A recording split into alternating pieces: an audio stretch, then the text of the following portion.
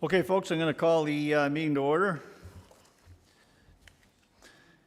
As required under the Planning Act, a public meeting is being held prior to the committee making a decision on these applications.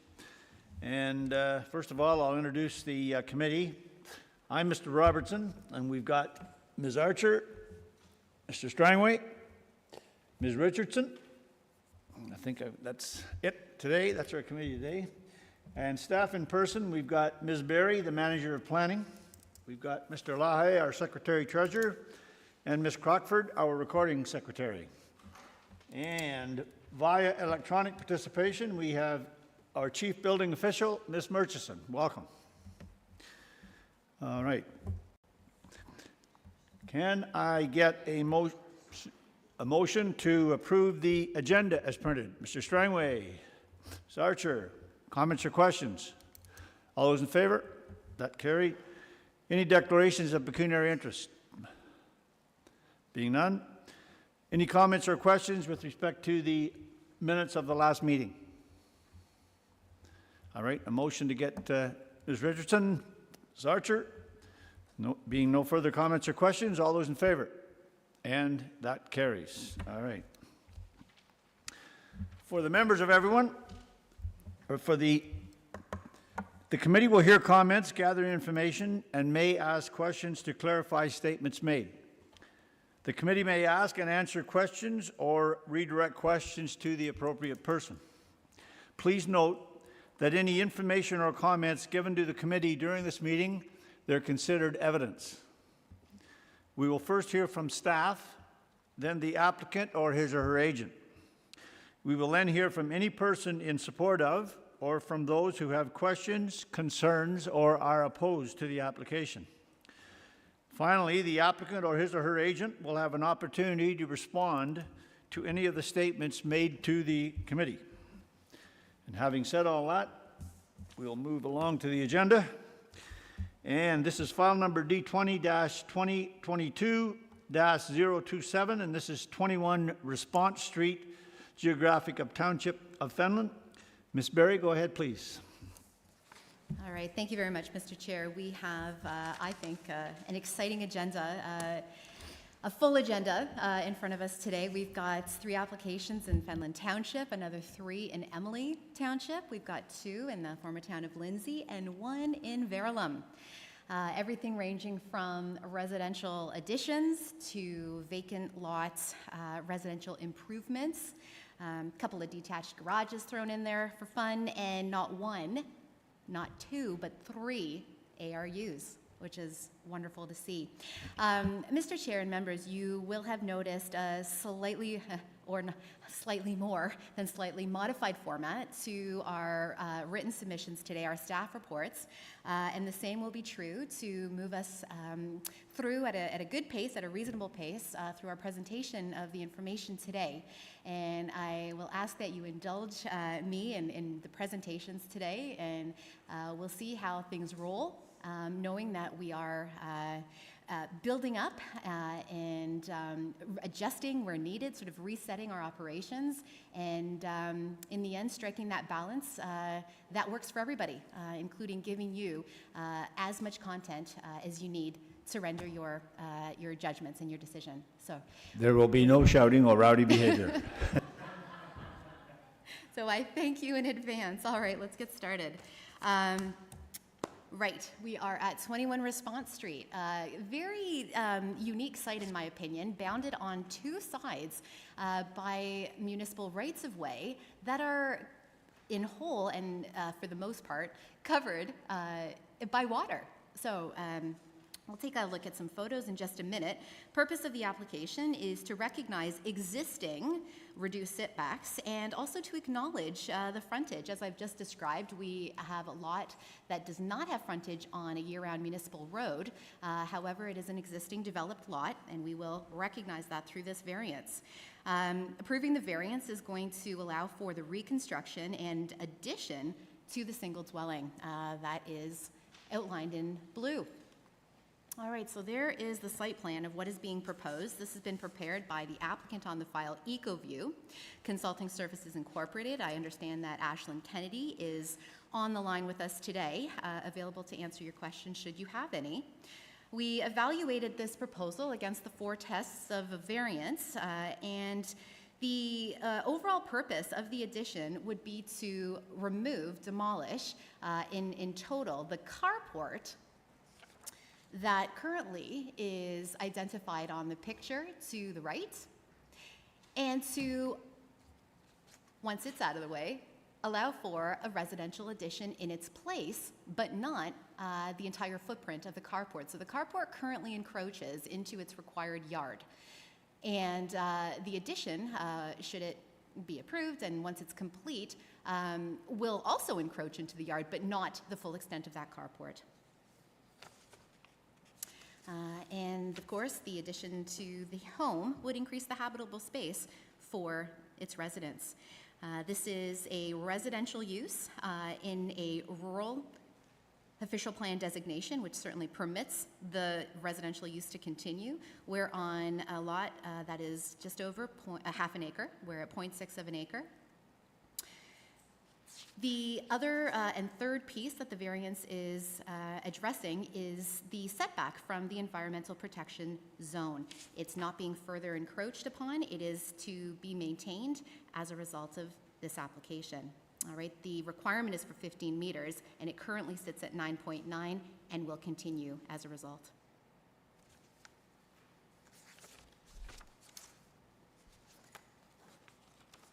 I'll touch on the fact that we did not receive any comments once we circulated the public, either from the time we prepared the report up until today.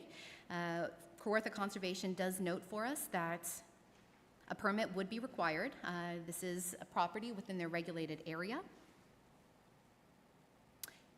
And the consultant on file acknowledges that an active permit with KRCA is in the works. The building division advises us that there is an outstanding permit with them for the boathouse. So that would be addressed as a result of this development as well. From the extent of the driveway that reaches Response Street, and that's the photo on the left, we really do not see the house. It's peeking out there at the very sort of back end of the photo, if I may call it that, on the left. And then we'll just move forward here. From the opposite view, now we are waterside, looking at what the back of the carport would be, again, keeping in mind that once that carport is removed, the encroachment of the addition will not extend the full length of the carport. All right, so before we move on to our next file, I shall conclude by saying that in our evaluation, we've concluded that the application satisfies not only the 4 tests, but is a compatible and good use of the property, and we recommend its approval, Mr. Chair. Thank you, Ms. Barry. Any questions of the planner? Ms. Archer? Through you, please, to the planner. On Appendix C, it appears that there's a gravel driveway from this property extending across the right-of-way. Has that been done what's necessary? Like, is it city property it's on? And through you, Mr. Chair, to the member, the gravel driveway does extend beyond. The limits of the property are noted with the hatched line. I then will just add that the abutting parcels that on the site plan that we're looking at right now to sort of the bottom and to the right, those are municipal property. In terms of the extent of the driveway, are you asking how far into Response Street it extends? If I could just understand the question. Just before, in previous applications, when we've seen somebody that's put stuff on city property, they have to go through the realty department to get a deed or something for it, and I just wondered if they've done that. We'll look at the, just backing up here to the photo. It was my understanding that this was not a site that was out of compliance, and an encroachment of, or a permit from Realty Services was not required in this case. So gravel driveway, unlike structures, propane tanks are a common example. Those would be elements that Realty Services would be looking for owners to get permits for. But this does not qualify as a structure. Further questions? Yes, Ms. Richardson, go ahead. Through you, not that this really relates to our application, but is the boathouse attached to the house? From the one photo you showed, it appeared that it was.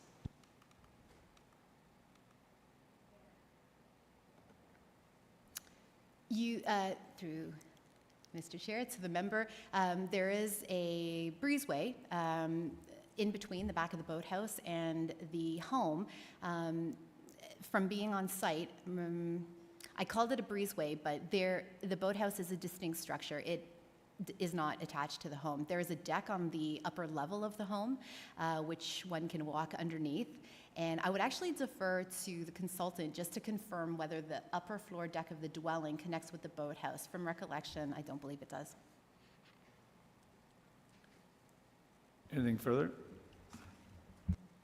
Just a question from me, and we probably start to sound like a broken record with these after a while, but each one of these applications is new with respect to the applicant coming to the Committee of Adjustment.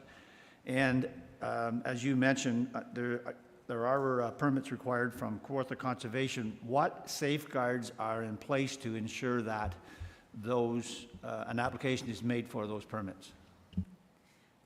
Sure, thanks, Mr. Chair, for the question.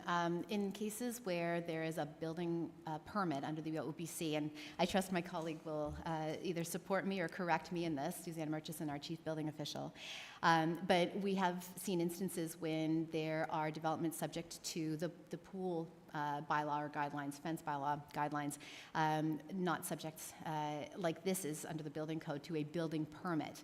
Under the building permit procedures that our CBO is required to abide by, the permit requirement is tied in. So the building permit cannot be issued in the absence of the KRC permit. So this would naturally fall under our CBO's jurisdiction and doesn't need to be a condition attached to the variance. All right. Anything further from committee? Is the applicant online? Does the applicant wish to speak to the application? And your name, please. We can't hear you, I'm sorry. We can't hear you.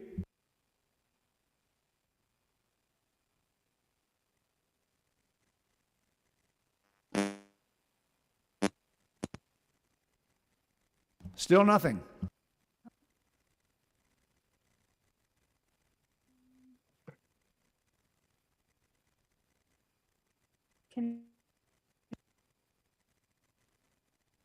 We almost heard you, but I don't know. Can she hear me? You can hear me, but we can't hear you. But obviously, you're making every attempt there. So see what you can do. Is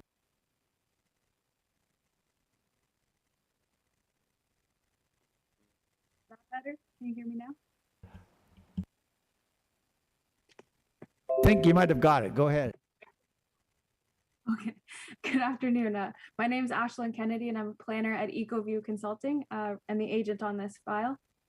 Ms. Berry's provided a thorough overview of the application, and I don't have anything further to add, but I am here to answer any questions that you may have. Thanks. All right, and thank you for that. Are there any questions of the applicant? No. All right. Is there anyone online wishing to speak in support of this application? In support of this application? Anyone online wishing to speak in opposition to this application? Opposition to this application? Oop. I did see someone there. No? All right. All right, committee, I thought that might have been someone wanting to speak, but apparently it wasn't. So what's your... Ms. Richardson? I just ask one more question, please. Just for clarification in my own mind, having an outstanding building permit does not impact the issuance of a new building permit, am I correct? Well, let's get Ms. Murchison online. Did you hear the question, Ms. Murchison? I did, thank you. Through the chair, no, it doesn't impact any future building permits being issued. We just use every opportunity we can to remind people that they have outstanding files. It assists them if they're ever doing any refinancing or they sell the property, gets one more headache off the books for them, and it helps us keep our permits closed. All right, while we've got you there, I had asked Ms. Berry, and she did explain how the process works, but I'm just curious, safeguards with respect to ensuring that the applicant does go to the Kawartha Conservation, and apparently that's all part of the building permit process? Yes, through the chair, that's correct. Any building permit required through the Building Code Act, Ontario Building Code, applicable law is the Conservation Authority, so their permits are required before we can issue a permit. So it's part of our workflow process. We have reminders built into our process to check to make sure that we have conservation approval. Okay, that's what how is it red flagged then? Obviously it is somehow to you. It's through the chair. It's just through our workflow process for keying our building permit applications into our computer program. One of the steps that the intake person has to click is that they've met all applicable law. And in that step, there's a checklist, and the conservation approval is one of the items on the checklist. And it won't let them pass that stage in the computer, so you can never get the permit issued until you get through all the stages prior to issuance. And you can't get past this one. I put a fail-safe on it so that permits can't get past that stage until someone has collected all the applicable law. Oh, that's great. That satisfies my question. Thank you very much, Ms. Burtson. Very much appreciated. All right, committee. Ms. Richardson. As recommended. Do I have a seconder? Ms. Archer, any further comments or questions with respect to the motion on the floor? All those in favor? And that carries. Thank you. All right. Moving right along. We're now dealing with file number D20-2022-028, and this is 32 Oriole Road, Geographic Township of Fenelon. And again, Ms. Berry, go ahead, please. Thank you, Mr. Chair. All right, so we are here in Fenelon Township at 32 Oriole Road, and I've brought up the aerial mapping of the site on the screen here. So 32 Oriole Road, we are looking at accommodating a second floor addition to an existing single detached dwelling. Now, the home already has existing reduced setbacks, and as a result of the proposal to add a second story, the request through the application is to maintain those existing reduced setbacks. So both interior side yards in Fenelon Township, the bylaw requires 3-meter setback on one side and a 2.3-meter setback on the opposite side. Currently, the setbacks are 2.34 and 2.59 on the east side of the home. On the west side, 0.82 meters and 1.12 meters. All right, so let's take a look at the site plan. You will be able to see the areas of the requested side yard setbacks for relief indicated by the red arrows. The home is not sort of perpendicular perfectly or parallel to the side yards, perpendicular to the front and rear. It's neither perpendicular nor parallel. There we go. It does slightly sit off center, so to speak, so that accounts for why there aren't just two existing reduced side yards, but 4. Included in the report packages are the elevation drawings for your reference to indicate the proposal for the second story.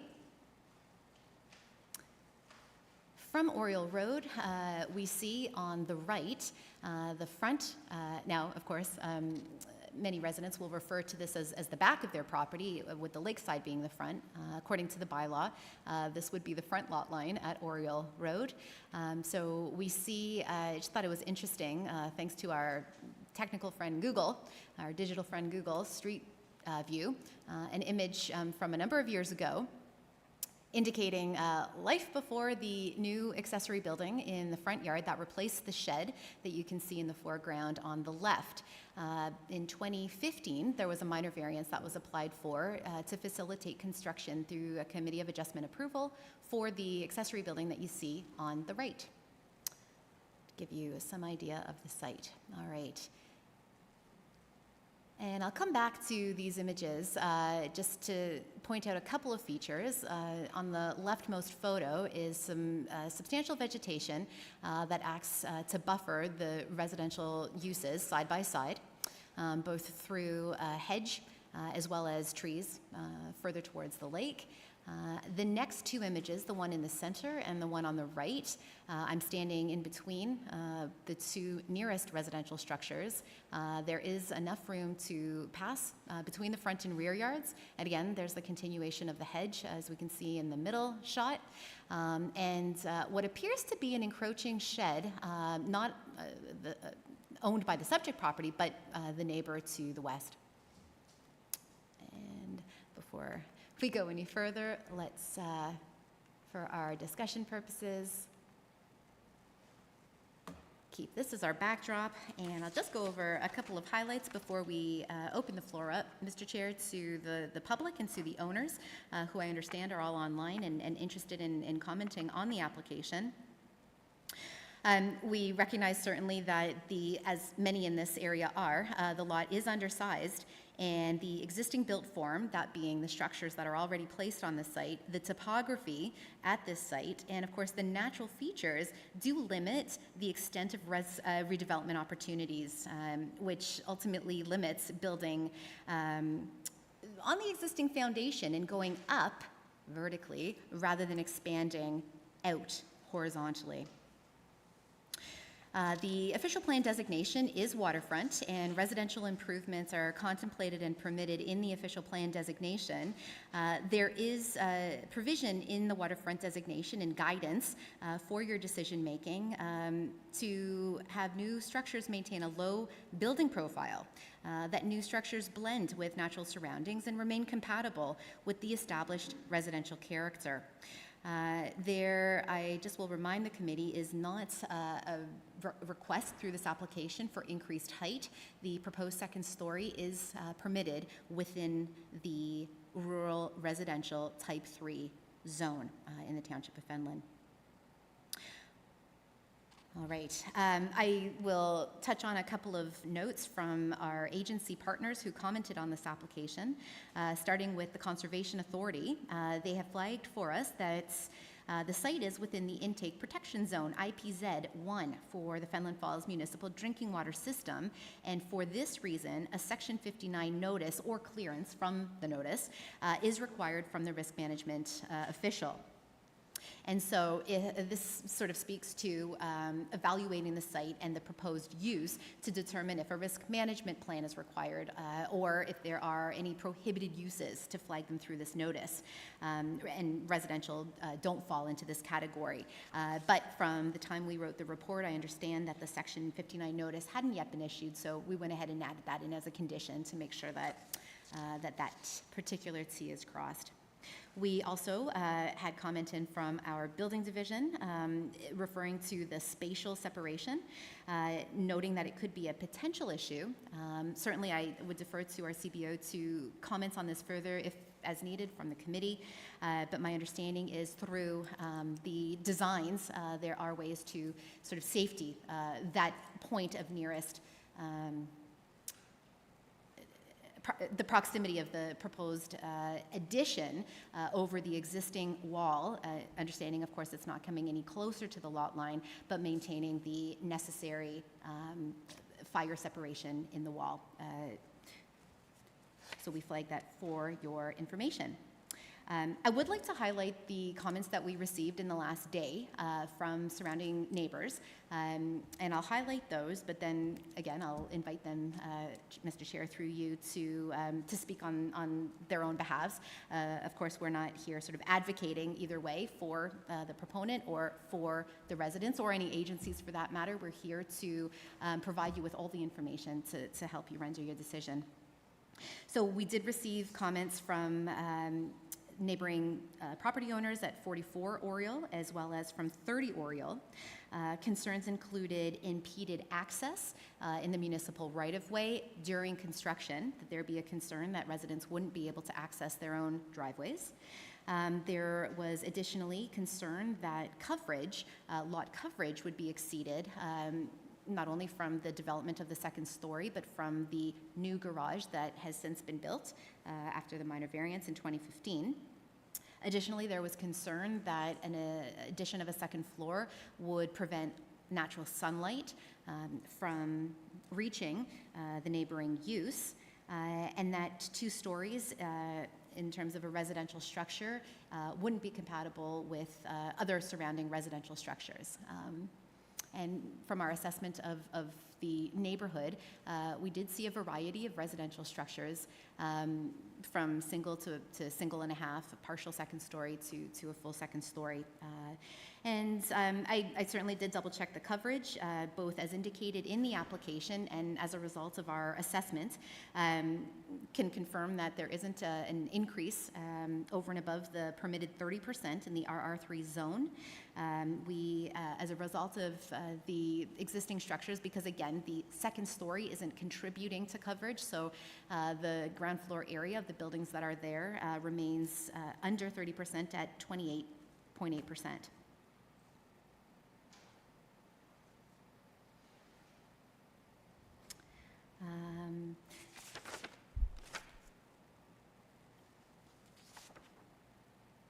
Mr. Chair, I will conclude by noting that after assessing the application and evaluating it against the 4 tests of the variance, we've concluded that notwithstanding any new information that's presented to us today, that we support the addition for the second story, and we recommend approval. Thanks. Thank you. Go ahead. Thank you, Mr. Chairman. Leah, 2 or 3 questions. My first question, in the bylaws and the setbacks, once you go to a second story, does the setback increase or does it stay the same? Mr. Chair, we have a variety of provisions, and to be crystal clear on the answer, if you would indulge just a moment, I'd be happy to pull up the bylaw for us to confirm that. That is an accurate assessment in a number of the bylaws. What I want to see is if in the Fenland bylaw, the same is true. Minute.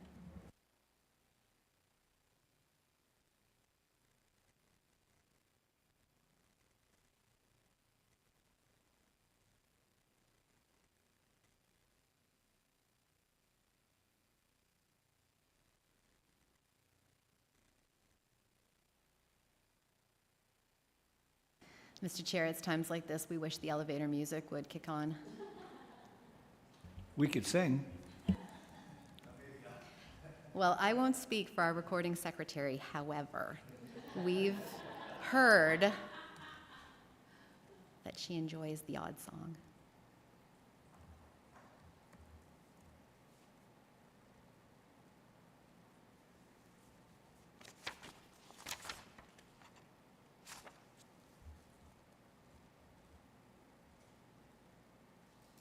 We never mind a bit of research time. We're here to make informed decisions, not just decisions.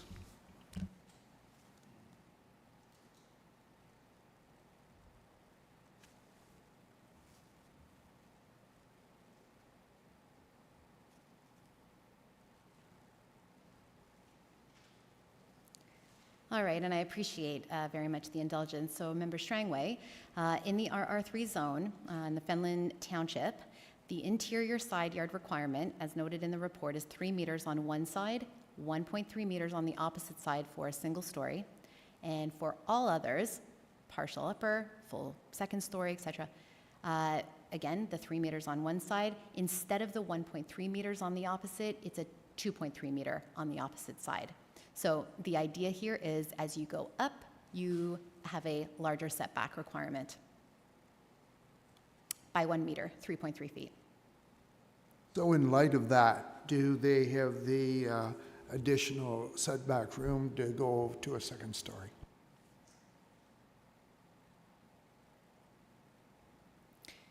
Mr. Chair, when we were evaluating the zone provisions in light of, and after walking the site and seeing the passageway that's available on especially the west side of the property, the narrower of the two sides of the dwelling, the ability to place a ladder, for example, in the existing yard that's left at less than 1 meter would be problematic, I think.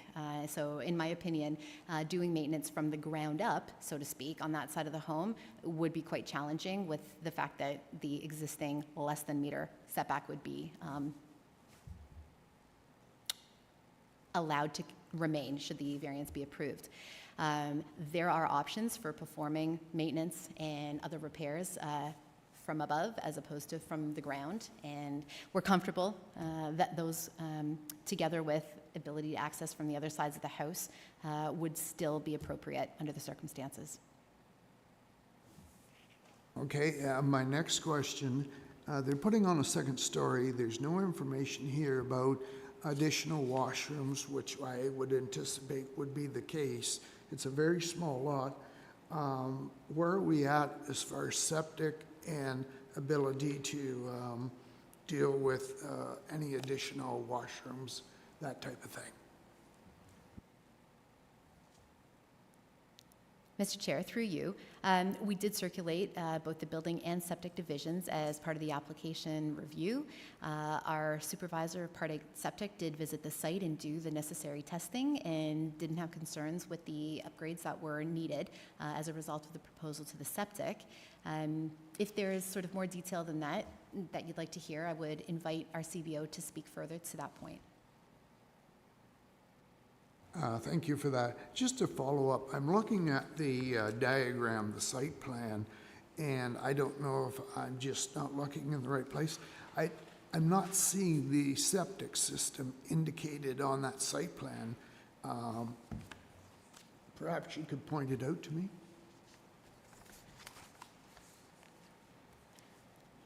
Mr. Strangway, you're not asking a lot, but for me to use the laser pointer, we'll see how well we do. It is quite difficult to see. I certainly acknowledge that.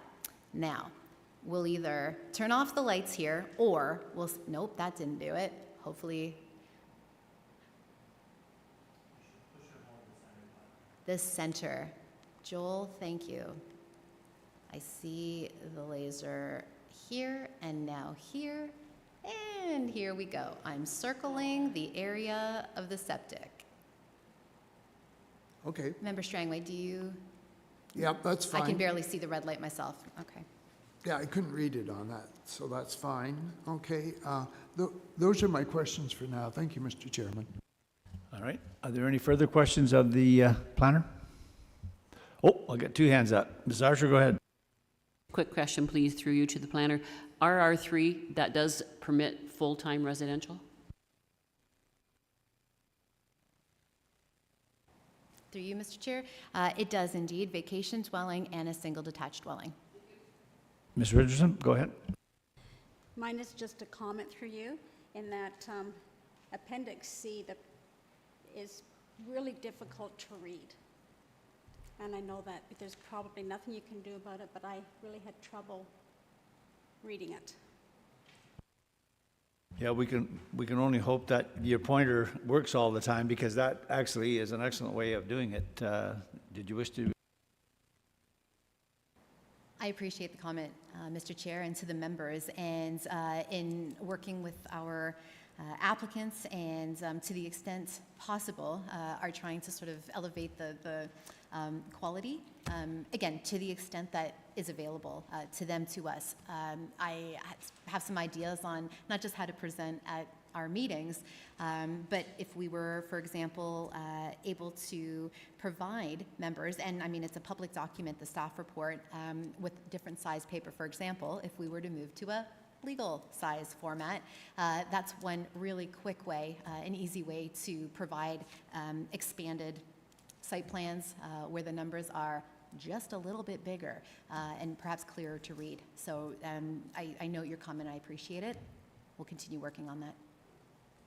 But a very good point, because if you look at that, there's a lot of things going on thus creating something of a busy scene. So, yeah, absolutely. So good point, yes. Yeah, as you say, Mr. Chairman, it's a very busy scene. Now that I realize where the septic system is there room to get equipment and so on to the lakeside of this cottage? And if they had to put in a new septic or deal with maintenance on that side, that you needed any machinery? Mr. Chair, to the member, equipment has accessed the backyard in order to do improvements in the backyard, including installation of the septic initially. And from sort of my overall assessment of the site from walking the ground, to me, it would appear reasonable that equipment could access the backyard. Thank you. All right, and again, Ms. Berry, that was excellent with the pointer. Perhaps we can utilize that a little more often. That was great. Thank you very much. Are there any further questions of the planner? All right. Is the applicant online? Does the applicant wish to speak to the application?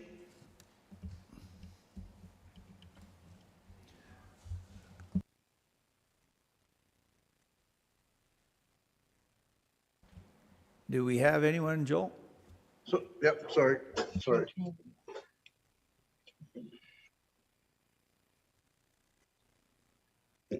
you go. Good afternoon. Thank you so much. This is Wendy and Roger Severin. We appreciate your time to review our minor variance application and the staff's comments. We're here to provide further comment if needed from any committee members on our application. All right, and thank you very much for It is that. our- Are there any questions from members of the committee? Mrs. Archer? Not so much a question, it's just that they've been made aware of the neighbors' comments about blocking the right-of-way while they're building. Do you wish to respond to that, Ms. Severin? Yes, actually, we have had construction on our road, not only for our garage that was built in 2015, but currently in the past year, another resident has built a two-story application of a house behind us and with construction. I must say that our builder from a previous build was very good at dealing with deliveries, and the existing application of a behind us that was built, the builders were, if they were dropping off or making deliveries, worked with the neighbors to make sure that the road was not blocked. Anything further of the applicant? All right, thank you very much for that. Is there anyone online wishing to speak in support of this application? In support of this application? Anyone wishing to speak in opposition to this application? Opposition to the application? Yes, sir, go ahead. Your name? Yeah, we can't hear you, sir.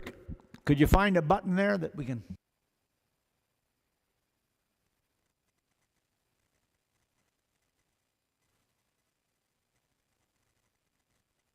Okay, is that any better? Your name, please. Okay, Gary Colgan, C-O-L-G-A-N. Thank you. Go ahead, sir. Yeah, my wife and I are interested, of course, in this minor variance in that we own the property right beside the subject property. I have submitted written materials, and I won't bother going over them. I'm sure that all the members of the committee have that documentation in front of them. I did, however, receive late yesterday. Thank you so much to the committee and to the folks working on this. I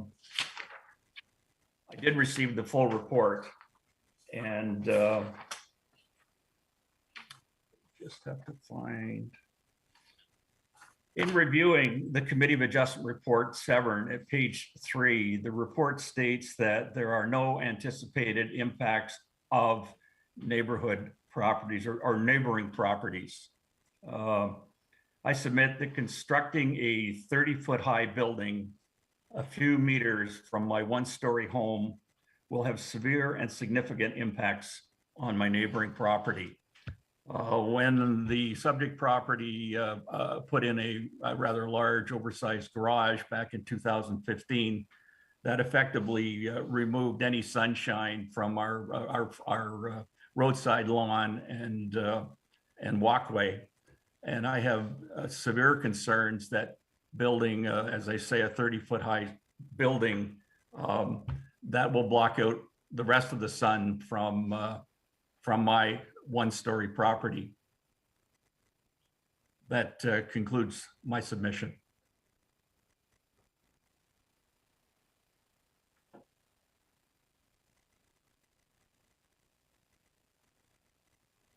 Yes, do you have further information for us? Negative, that's my, again, other than my written materials, which I'm led to believe you already have in your possession. All right. Let's refer to the manager, Ms. Berry. Go ahead, Ms. Berry. Thank you, Mr. Chair. And unfortunately, due just to the time, through no fault of the residents, but the timing of both the circulation and opportunities for them to respond, we haven't provided you with a printed copy of the written submission. And I would now like to read that for your information for the record. So from Mr. Colgan, the purpose of this correspondence. Excuse me. Shall I start again? Did we hear all of that? My apologies. Because of the timing of the circulation, in accordance with the Act, of course, but when the residents received, and in particular our two submissions for today's meeting, the timing of their submissions yesterday and our ability to get those to you today has resulted in me asking to read the comments to you for the record at this meeting because a printed copy hasn't been provided to you, and my apologies for that. So thank you, Mr. Chair, if you'll indulge. The purpose of this correspondence, and this is from Mr. Colgan, is to request an opportunity to speak at the Committee of Adjustment meeting commencing at 1300 hours Thursday, June 16th, 2022, relative to the above captioned matter. I apologize for the timing of this request, but I've been out of the province for the last 2 weeks and just received your materials when I returned home late last evening. My name is Gary Colgan, and my email address is, as printed in the correspondence you shall have. My wife and I own 30 Oriole Road, the property beside the property subject to this application. I object to the sought-after variances of 0.66 meters and 0.41 meters on the east side of the subject property. Further, I also object to the sought-after variances of 1.48 meters and 1.18 meters on the west side of the property. In addition, I object to the proposal that the existing structure be replaced by a new two-story structure. I submit that the construction of a two-story structure will prevent our one-story home from receiving any of the western sun during most of the daytime. My evidence to support this submission relates to the fairly recent construction of an oversized two-story garage on the subject property, which has effectively blocked most of the afternoon sun from the roadside lawn and walkway on our property. In my opinion, neither our property or the subject property, both of which were built by my great-uncle and great-aunt respectively in the 40s, on 40-foot wide lots, are large enough to accommodate a two-story structure, considering the existing environmental concerns regarding wells and septic systems. It would be appreciated if you would confirm receipt of the submission and advise me of the Zoom link to attend the session tomorrow. And that, of course, has been done. Thank you. Now, first, I'll go back to Mr. Colgan. So correct me if I'm wrong, Mr. Colgan, but your immediate concern had to do with the two stories and the fact that it may very well impact you, correct? That is correct. All right, so what I'm going to ask the planner to do then is to explain to you our situation with respect to your concern, and what would your response be to Mr. Colgan, Ms. Berry? Thank you, Mr. Chair. Well, the height maximum in the RR3 zone is 11 meters, 36 feet, which is reflective of a two-story home. So it is, as of right, permitted in the zoning bylaw for this site. All right, Mr. Colgan, you heard the planner's response. Do you have a further question then on that? I do not. Did you wish to say anything further with respect to the application? I have completed my submission. Great, thank you. Are there any questions of Mr. Colgan by the committee members? All right, being none, thank you, Mr. Colgan. We appreciate you making your presentation. Is there anyone else online wishing to speak in opposition to this application? In opposition to this application? Mr. Chair, I would also like to read a second submission that you also haven't yet received a printed copy of. I don't believe that the resident is on the Zoom call today. Joel will correct me, though, if I'm wrong, but even if they are, I would like to read their comment to the record. Yeah, go ahead, Ms. Barry. Hello, as owner-occupants of 44 Oriole Road, Fenelon Falls, we have no concerns about the above application for a minor variance. In the past, a minor variance was granted to 32 Oriole Road to construct a large garage with a second-story space fronting on Oriole Road. There is very little room left on the lot for the equipment and work vehicles necessary to build this proposed reconstruction and addition. We are afraid that these vehicles will be blocking the narrow road, impeding our travel to and from our property. Our second concern is whether or not this proposed reconstruction and addition complies with bylaw provisions for lot coverage percentages, taking into account the large garage already built. Sincerely, and it's signed the owners from 44 Oriole. And Joel, I believe that there is no one else to speak. All right, to it. All right, being none, back to the applicant. Are you still with us?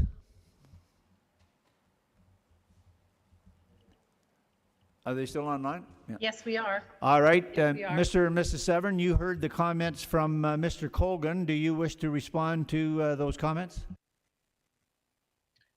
We did provide a comment back to the planner that was sent last night regarding the minor variance and his concerns. I don't know if that should be read. Ms. Barry, I'll leave it to you. Do you wish to read it or no? For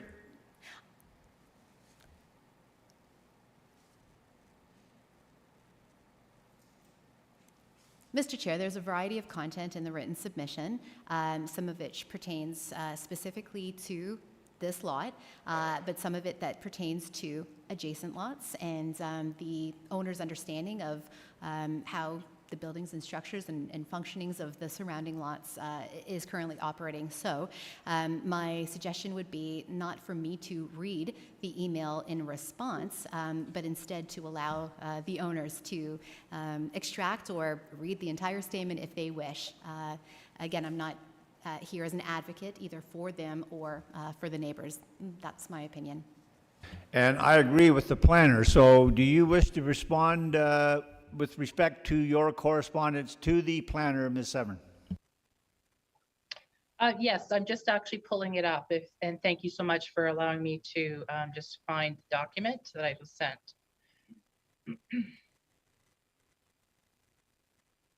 As I mentioned before, while I'm looking it up, regarding the area for construction vehicles to access our property, we do have currently a driveway that is accessible, and talking to at least one builder, there should not be any issue with accessing any equipment down the driveway to the current cottage area.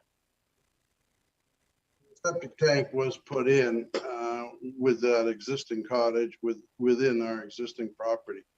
So the tank was carried and put over with cranes, so it should not be an issue. Did you wish to speak further, Ms. Down in the Severn? city, they do make. I just would like to read part of the comments that were submitted last evening. With respect to the Colgan's concern, we believe that the Kawartha Conservation have reviewed the minor variance documents and have submitted their approval for the application.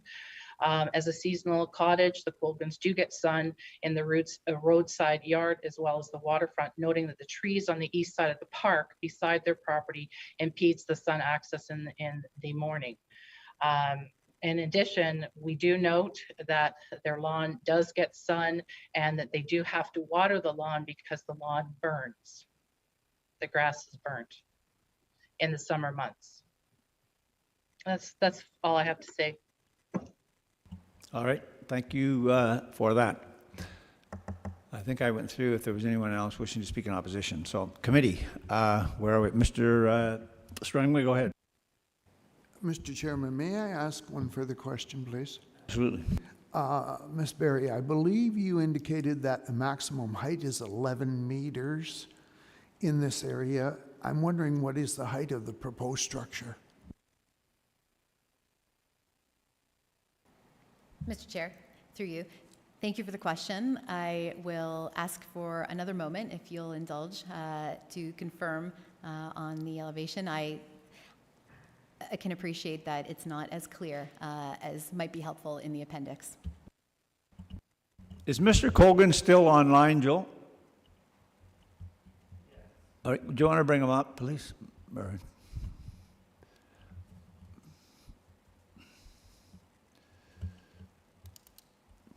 Mr. Colgan, can you hear me?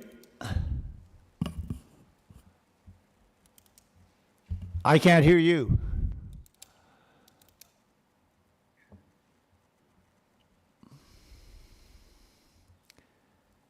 Okay, is that any better? I yes, have that's unmuted better. my, Yeah. screen.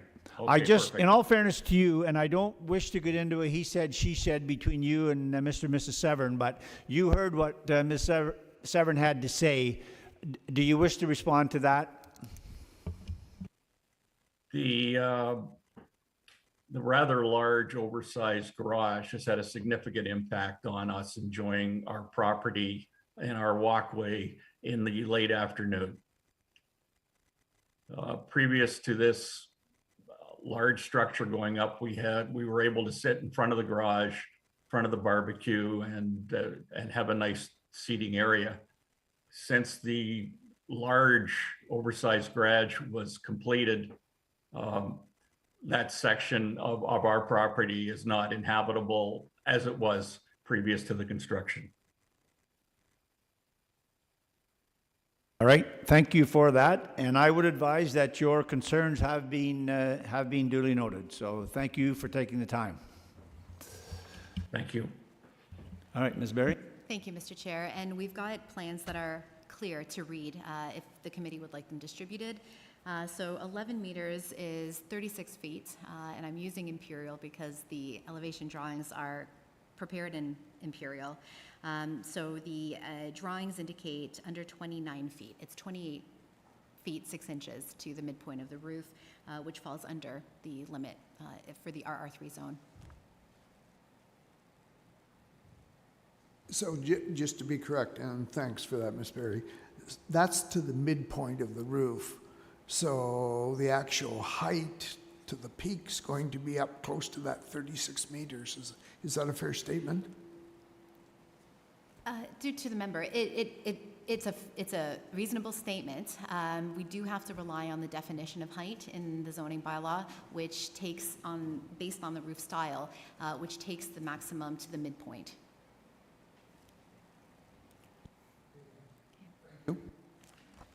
Further questions from the committee?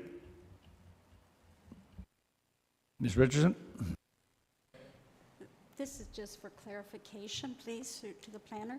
If I, okay, sorry about that.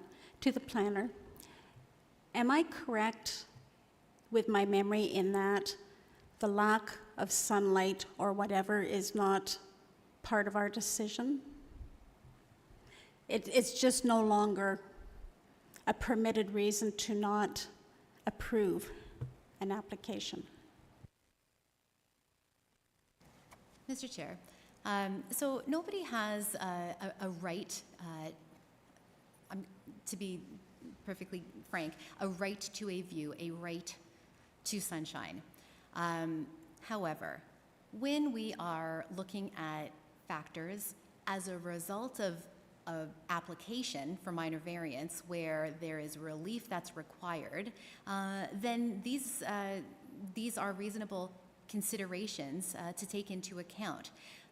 If somebody was building wholly within the provisions of the bylaw and in accordance with the OBC, the loss of one's view or the loss of sunshine, if that was an outcome, is not only acceptable but is legal and lawful.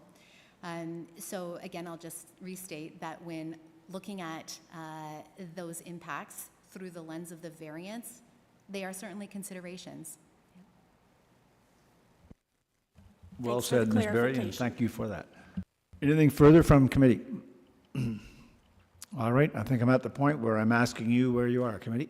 Do I have a motion? Ms. Archer? Do I have a seconder?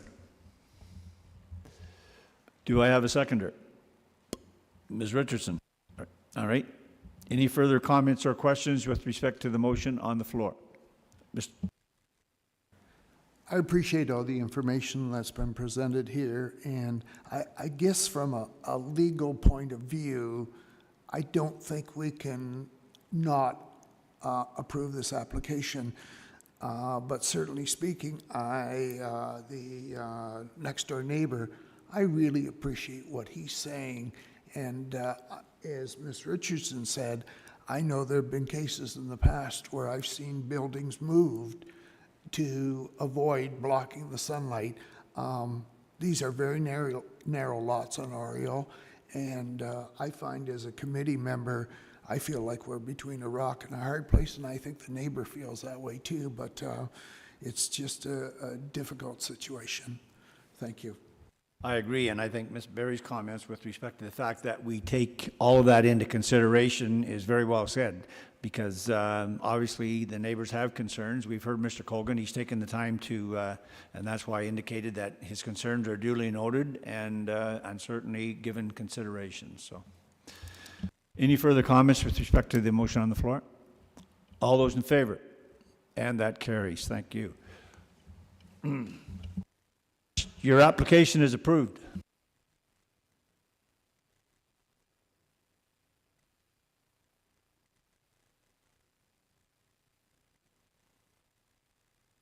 All right. Moving along, we're now dealing with D20-2022-029. And this is 0 Springdale Drive, that's a new one, former town of Lindsay. Go ahead, Ms. Berry. Mr. Chair, thank you. One day that 0 will be replaced. So this is a vacant lot in a developing subdivision at the sort of north end of town off of Evangeline Street. As we can see, it's on Springdale Drive. And that is why it is currently 0 Springdale. Now we'll have a couple of other for now, as are some of the others. So there are multiple zeros, in fact, in this neighborhood. Okay, before we get too far down the road, down the unpaved road here, we are looking at an application for increased coverage. So the house that is proposed to be built at this site is permitted as of right. It is being built within its permitted zone provisions. There is as proposed, as part of the home, is an elevated deck. Now the deck itself is permitted. It is within the zoning provisions.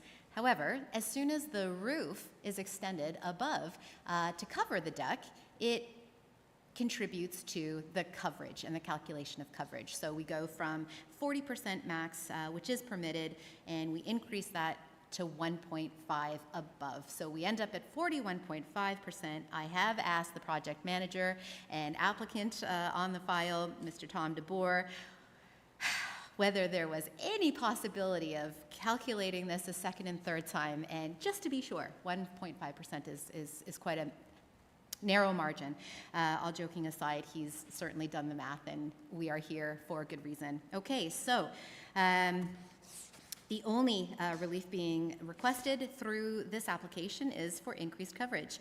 Of course, the extended roof over the deck to cover it will provide for additional opportunity for the owners to enjoy their outdoor space in their rear yard. The yards are on the narrower side in that residents are being creative with how to use the outdoor space and not be limited to the horizontal plane, but use the vertical plane as well.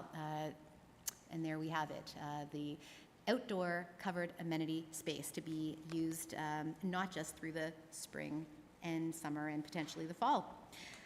We did not receive any comments from any of the surrounding property owners or from the agencies indicating any concerns. And so I'll just take us on a little trip through history to show how this area has progressed. Again, thanks to Google Earth, 2014, And then 4 years later, 2018, we're starting to see a bit more site grading, alteration as the subdivision builds out. We were parked on this extent of Springdale, and so that, okay, everybody hold your breath, the laser pointer is coming back out. We were parked in this area and wanted to walk through here, which now is represented by, this is where the car would have been, and forgive the, what appears to be a curved road. It absolutely is not the angle of the camera. It's just a straight shot right through here, and we can see how the area is developed. There's now probably room for 3 homes. Okay, there we go. How times have changed. And so that we can see the location, that's the proposed covered deck, as we can see circled in red, Appendix C of your reports.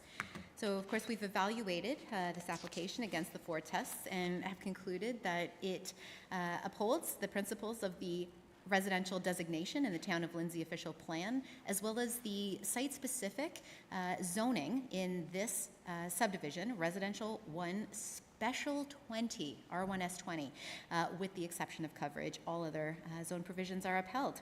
And we conclude it's minor in nature, Mr. Chair, and recommend its approval. Thank you, Ms. Berry. Questions to the planner? Yes, go ahead. Through you, Springdale Gardens subdivision is actually part of the geographic township of Ops and not the town of Lindsay.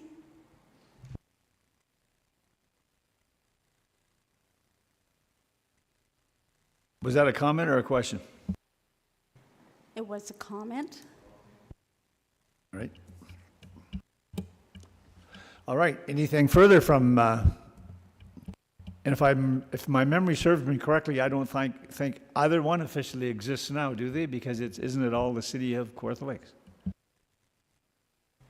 However, council previously had determined you would recognize the former geographic area so that as old timers would know where you're talking about. Nothing further from committee? All right. Is the applicant online? Does the applicant wish to speak to this application?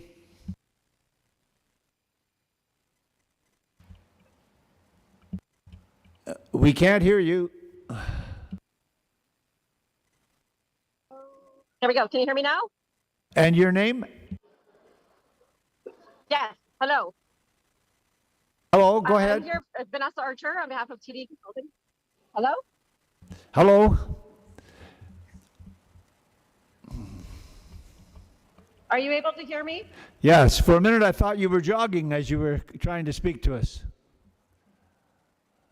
No, sorry. I'm out of the office right now in really bad reception. I apologize in advance. My name is Vanessa Archer. I'm here on behalf of Tom DeBoer's office, TD Consulting, as the applicant. Go ahead. Thank you for reviewing our file today, and I'm just here if you have any questions or concerns to answer.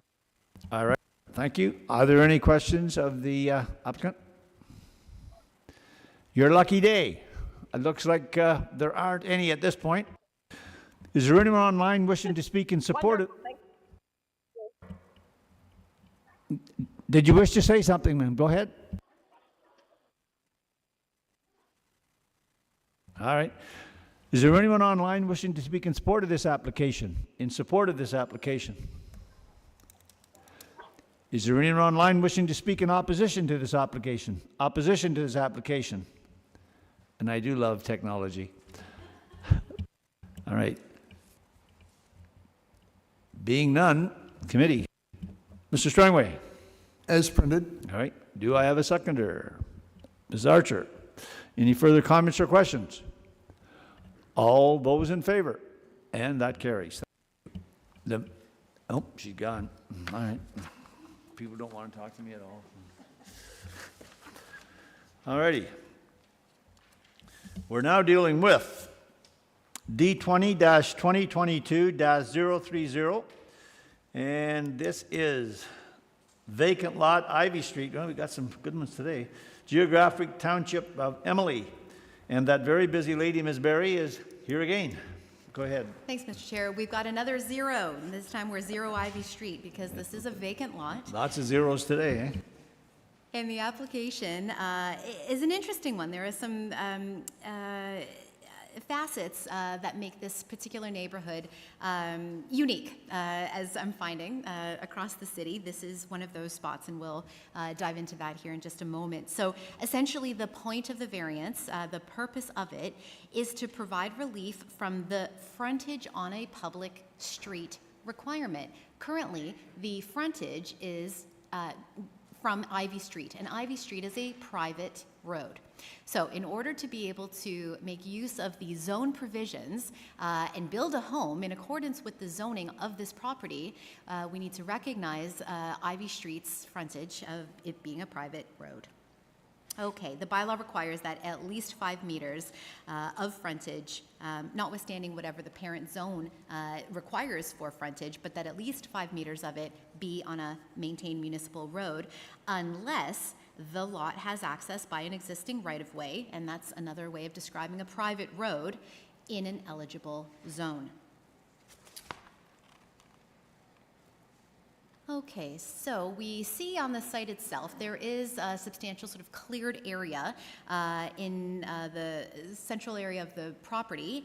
We're dealing with a site that's just over an acre, 1.15 acres. And at the end of this variance process, should it be approved, the result would be the construction of a new home in that cleared area. So the lot area itself, being 1.15 acres, means that instead of taking its zoning provisions from the agricultural A1 zone, which it is zoned, instead we draw on the rural residential type 1, RR1 zone provisions in Emily Township. The requirement for frontage in that zone is 38 meters, and of course, 5 of which, as I mentioned at the outset, must abut an improved public street. There is just under 75 meters of frontage along the Ivy Street right-of-way. Now, the A1 or the RR1 zone does reflect the lot size. So again, we're just over an acre, moderately larger than the surrounding lots. The surrounding lots, and perhaps we see a few of them here, just for size, they are for the most part zoned LSR, limited service residential, which is quite common when we have lots that abut a private street. And this affords them the right to development. The developable portion of this A1/RR1 zone property is certainly in keeping with the size of the neighboring lots that are afforded development rights through the LSR zone, and simply because of its size being over that acre was retaining the A1 zone.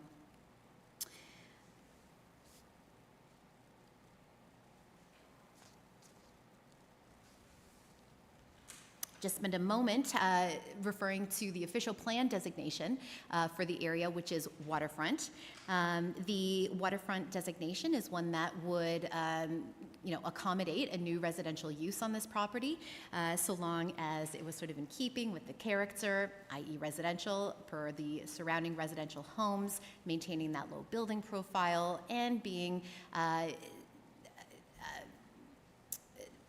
preserving of the natural features on the site, minimizing tree clearance to the extent absolutely possible. So that, in my opinion, certainly the proposal lends itself to meeting the official plan objectives.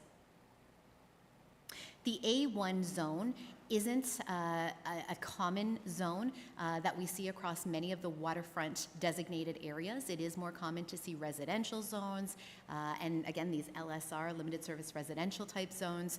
And what we see, the A1 zone in the Emily Township area being most regularly equated with is the rural or agricultural designation, which we see further inland away from the water, but keeping in mind this is a waterfront lot like its neighbors. I'll just touch on, Mr. Chair, see the site plan here, and we will zoom in, we will try to.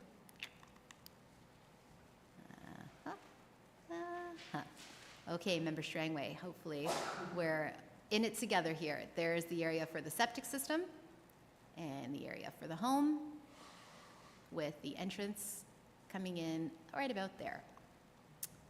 And this is what we see from that entrance today. So comments from our partner agencies, starting with Building and Septic, note that the current location that we just saw on the site plan may have to be modified to accommodate a system, septic system, compliant with the OBC. In their evaluation, and I would agree with this, there is sufficient room on the property to make those adjustments where needed.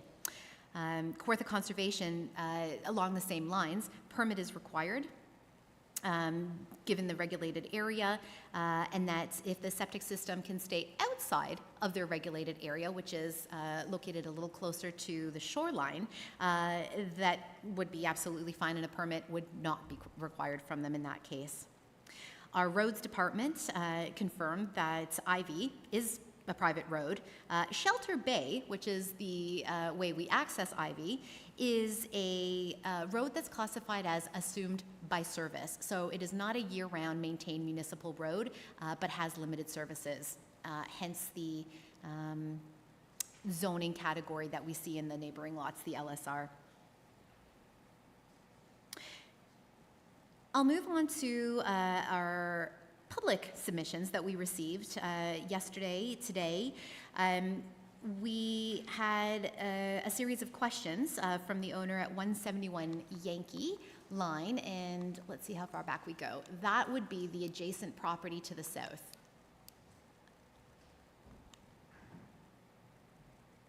There we go. That would be this property, and it stretches on down here to Yankee Line. Okay. And the question was about the surveyed limits of the subject land, and there being some potential concern that maybe some clearing had taken place outside of the boundaries of the property. And we took a look at the mapping in the cleared area, and the owners at 171 did in fact have their larger property, it's about 20 hectares, did have it surveyed, and it's quite dense bush, and haven't yet gotten around to walking through it to see the extent of the bush. But certainly the owners of the subject site are aware that they are not permitted to cut down trees on other people's property. We had a comment in from the owner of 81 Shelter Bay, and that would be this property right here, accessed from Shelter Bay. And Mr. Talenso was concerned about the impact of the residential development on the future potential of redeveloping his property. And I understand that he has joined the meeting and can speak to this further.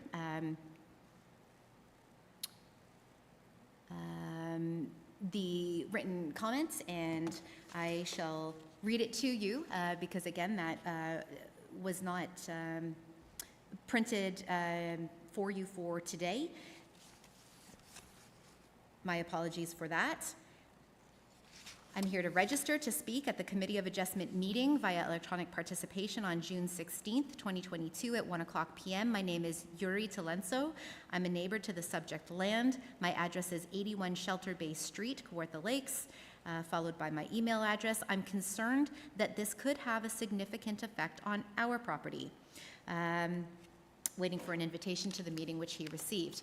And in speaking with Mr. Talenso this morning, I learned, and I'm certain he will reiterate this if given the chance, that the residential dwelling to be constructed is of no concern to Mr. Talenso, and instead it's how approving a variance next door may negatively impact his ability to redevelop his lot in the future. So to the extent that I understood the question, provided an assurance that, well, every application is evaluated on its own merit, and perhaps he may need a variance in the future, but when that time comes, that's a conversation we can have regarding his property. The other piece, of course, was, I think there was a question on whether this northern extent of the front lot line, this piece, was was there, as part of this minor variance application, either a request to acquire road allowance, which there isn't. So we answered that question as well. Mr. Chair, that summarizes the public comments that we received. And I don't believe we had any more photos to take you on a tour of, so we have concluded that the application does uphold the 4 tests, and we recommend approval. Back to you.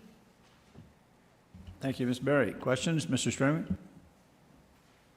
Thank you, Mr. Chairman. Ms. Berry, one of the things you mentioned, it was waterfront property. How much actual footage is on the waterfront? It looks like a very small point. I am using my cursor to indicate the approximate area, which probably, because of where this parcel is, let's go to the lot fabric. This is I think probably a better reflection.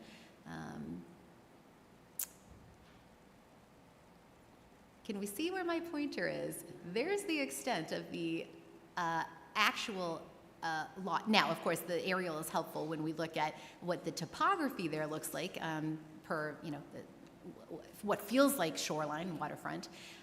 But we can see clearly where the extent of the waterbed is here, and the extent of the lot lines of the grade area.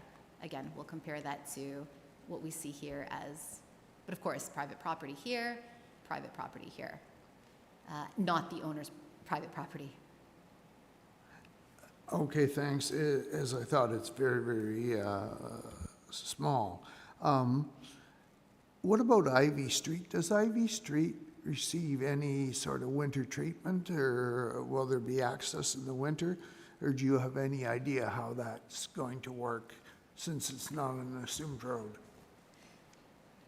Mr. Chair, through you to Member Strangway, it is a private street, so any kind of snow clearing isn't provided by the city and would be provided by residents if and as they are able or choose to, but it is a private road. Thank you. Ms. Richardson, you had a question? Through you. So building is permitted on a private street? Mr. Chair, the building is permitted where there are eligible lots, so it all depends on the zone category of the lots. For example, the limited services residential zone allows building on private roads, which is the entire purpose of the application, is to recognize that this isn't an LSR zone, but instead an A1 zone because of its size, with LSR zones all around it because of private street status of Ivy. No one said today would be easy. Just had another question. Which comes first, the building permit or the septic permit? Or do they go hand in hand? Mr. Chair, can I ask, if you don't mind, we'll turn the table over to our CBO to confirm the sequencing of permitting. Ms. Murchison, you heard the question? I did, through the chair. It's a little bit of both, to answer the question honestly. It's all one department now, so it is kind of a concurrent application process for most people. But definitely a sewage system permit has to come first before a building permit. But it all depends on how the applicant takes it forward. So some people will take forward a sewage system permit completely separate and build months later, years later. So, but if they're doing them concurrently, we take in the applications concurrently, we process them concurrently, and the final trigger sometimes to get the building permit issued is that final issuance of the sewage system permit. Anything further from committee? All right, I believe I'm looking at the applicant there. Do you wish to, first of all, state your name, and do you wish to speak to the application?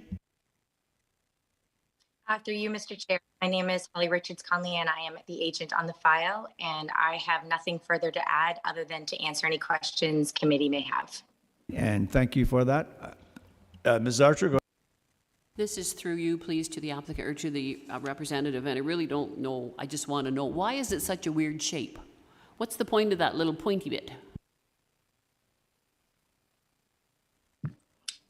I do not No, obviously when a former severance happened, that was just the shape that they chose.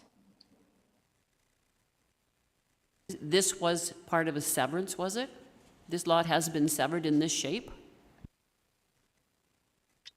I'm assuming so. I don't know if it happened 50 years ago or 25 years ago, but typically these smaller lots were formally severed off of larger parcels. Through you, please, to Ms. Berry. Has it been severed? Like, I don't see that it's a reference plan or anything. This added to the peculiarities, and I say that with the utmost appreciation for the neighborhood. I'm looking at what's called an RD plan, which is not a reference plan or a registered plan, but one that, from what I understand, doesn't exist anymore. It's not a category of registered plans. Although this is registered, it was, dates back to actually 1968. And so it was created as a part on this plan, RD 38, and Ms. Richards Conley and I, and the planner who actually was exploring options for this file before me, Mr. Stainton, took quite a bit of time to research the history of RD 38.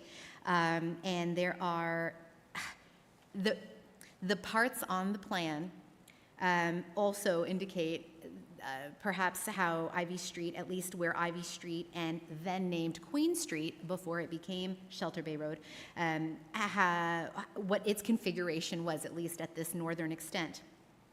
And so part of the road allowance is what includes that tip.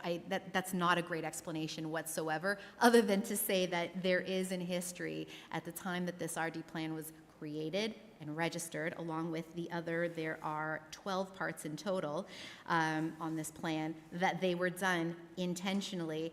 And if I was to speculate in my professional capacity, it would be to say that at the tip, at the northwest tip of, right there, is its juncture or its meeting point with the Shelter Bay road allowance. And should one day this road ever be assumed by full service by the municipality, it very well could then take its status from a municipal road. Anything further of the planner or the applicant? All right, thank you very much for your presentation. All right, do we have anyone online wishing to speak in support of this application? In support of this application? Yes, go ahead. Hi, my name's Heather Scrimshaw, and I'm actually the owner of the neighboring land at 171 Yankee Line. So I was actually quite surprised to get this in the mail because I did not realize there was a lot there either. And I'm quite excited if lots are now being considered for this area, because we have tried on several occasions to look at different avenues, and we've kind of come up against a roadblock, if I could say.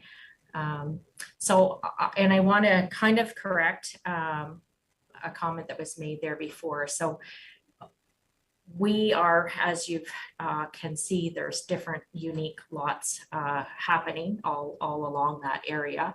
And I have run into, or I should say we have run into, I'm going to say very stressful situations where people have not been aware of the property line. And in the case we had a couple of years ago, the real estate agent was trying to sell part of our land towards the little tiny lot at the very end. So where my concern was just to, and then I did get JD Barnes in from Lindsay to redo that. And as you can see from the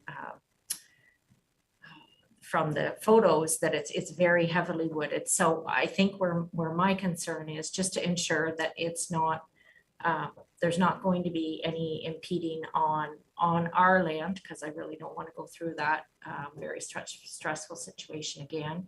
And just, I guess my question is, like I had the question around lot severance and similar to what's just brought up before. And I guess my question is there at some point where the severance would happen again, where there is that clear distinction for the proposed building, to have that severance updated, since it's, I guess, so far ago.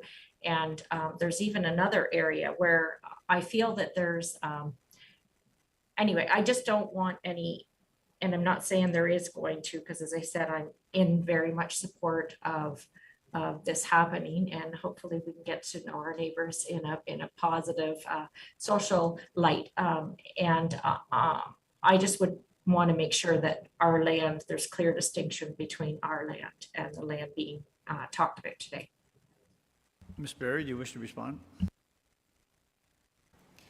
Thank you, Mr. Chair. I heard the word severance, but I think I might have, there may have been an intention to say survey, in terms of, is a survey needed to delineate the lot lines? Yes, thank you.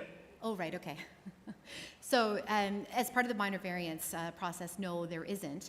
Now, certainly on occasion, our staff will ask for a survey or a surveyor's sketch when there is a proposal that is in proximity to a lot line, and it is critical to ascertain exactly the number of inches sometimes, how close a proposed building or structure is to that lot line. So on the size of property and in the location, the vicinity of the development, there isn't a need for a survey to be conducted as part of the application. Did that help?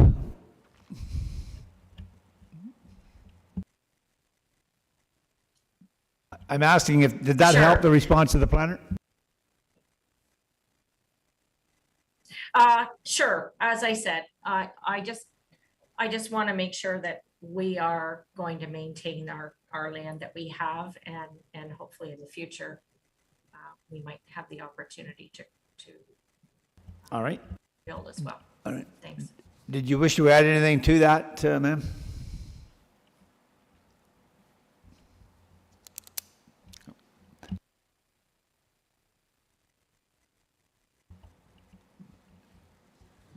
It was on. Can you hear me? I can hear you. You're not asking for me, you're asking for Holly? No, I'm asking if you have anything further to add to your presentation. No, I just wanted to be clear that there wasn't going to be any impeachment on our property. Thank you. Are there any questions of the deputant? All right, your concerns have been duly noted, and we appreciate you taking the time. Is there anyone else online wishing to speak in support of this application? In support of this application? Anyone wishing to speak in opposition to this application? Opposition to the application? Mr. Chair, if I may interject, I was notified, thank you, Charlotte, our recording secretary, that although Mr. Talenso, that was the second neighbor that I referred to at 81 Shelter Bay, was on the line but has lost a connection. So I trust that the comments that I read and the explanation that I gave serves that purpose. Discuss the matter with him. I did so, No. and I invited him to continue to speak with me after he's had an opportunity to review the application details, including a copy of the report if he wished, and then what the process after today would be. And thank you for that. All right. Anything from committee, question-wise? All right, committee, it's up to you. Mr. Strangway. Thank you, Mr. Chairman. As printed. Comments or questions with respect to the motion on the floor? All those in favor? And that carries. We'll deal with one more and then we'll have a little break. How's that sound? All right, so we're now with file number D20-2022-031, and this is 112 Russell Street West, former town of Lindsay. Ms. Berry, thank you. Go ahead. Far be it from me to be the one holding us up from a break, so we'll speed through this one. This is, Well, it's pretty exhausting work, you know. I commend you, you're all doing quite well. Okay, 112 Russell Street West, and we see sort of in the middle of town. We have an application to recognize existing setbacks in order to reconstruct this home. So there is substantial foundation damage to this home that needs to be repaired. It is crumbling, and the homeowners are, with their contractor and building team, going to lift the home. Mr. Chair, you referred to some of this technology and ingenuity earlier. Lift the home, repair the foundation, construct a basement, and essentially raise the dwelling. And I mean this by placing the dwelling back on the repaired foundation without an increase in height. Okay, so we're essentially recognizing the existing setbacks, which are reduced, in order to allow for this lifting of the home to repair the foundation and placing it right back where it was. A feat of nature. Let's just advance a few slides. There we are at the corner of Russell Street and Albert Street South. Okay. So it's the front yard and the exterior side yard that are to be recognized. The bylaw requires a minimum front yard and exterior side yard in this zone of 7.5 meters and 3 meters respectively. Front yard 7.5, exterior side 3. The existing setbacks, and we'll take a look here, the red arrows pointing to where those reductions are. The 1.03 meter and 1.25 meter in the front yard. Again, the house is not quite square on the property. And with respect to the exterior side yard to Albert, 2.12 meters instead of 3. Give you an idea here of the home in plan. And I must admit, and perhaps the decorations and the pumpkins give it away. The photo on the left is taken again from a number of years ago from Google Street View, and the photo on the right from, well, present day. The intention of these photos is to actually demonstrate the sort of established building line along both Albert, here we go again with the trusty laser pointer, showing that there is a pattern of existing encroachments along Albert as there is along the section of Russell. In fact, the subject home may have even a few inches on its neighbor. Okay. So, of course, the reconstruction not only brings this home to a safe standard, but will allow for additional habitable space in the house, additional storage in the basement.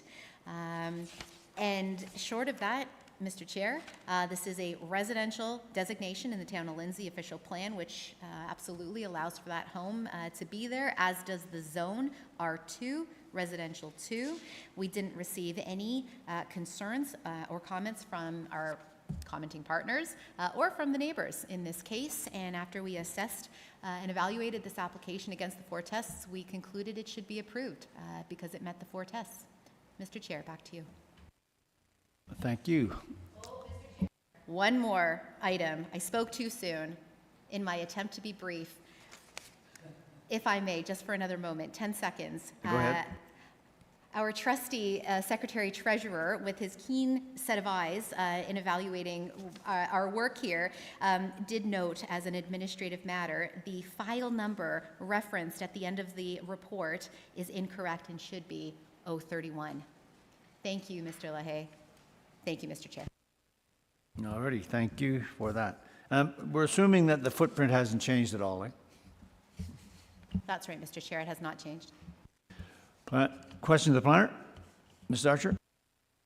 question, it seems to be a lot of work for everybody, and the footprint's not changing. If it's been that way forever, why couldn't it just continue on? This is the million-dollar question. For Mr. Chair, through you, the length of time from the beginning stages of the development of the Planning Act, the extension of non-compliances, non-conformances is a different story altogether. But we have seen it all in zoning bylaws and the evolution of zoning bylaws over time. And there still, if you can believe it, are some bylaws, dated bylaws now, but there are still some that exist that actually allowed for development exactly like this, for an existing non-compliance to be permitted to continue if it wasn't being further exacerbated, meaning further encroached upon, if I can put it that way.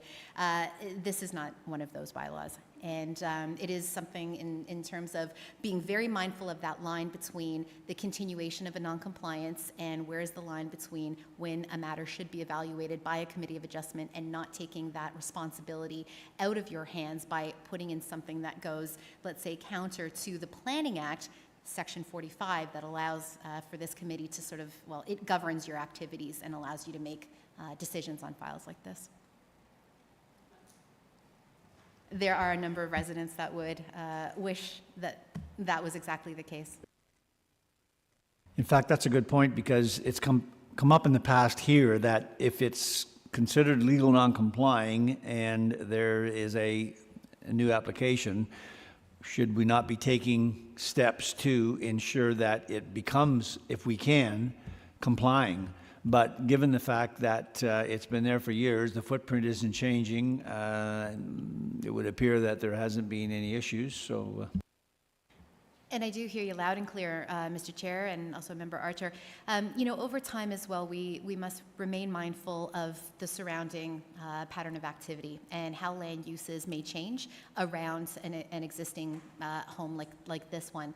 And so what may have been, and established some compatibility over years, if not decades, may have a different impact on the surrounding land uses going forward and the potential impact on neighbors. So it is an opportunity, as long as these provisions exist, it is an opportunity to evaluate what that impact would be on the even if on the lot it's no different, on the surrounding features. Thank you for that. Any further questions of the planner? Is the applicant online? Does the applicant wish to speak to the application?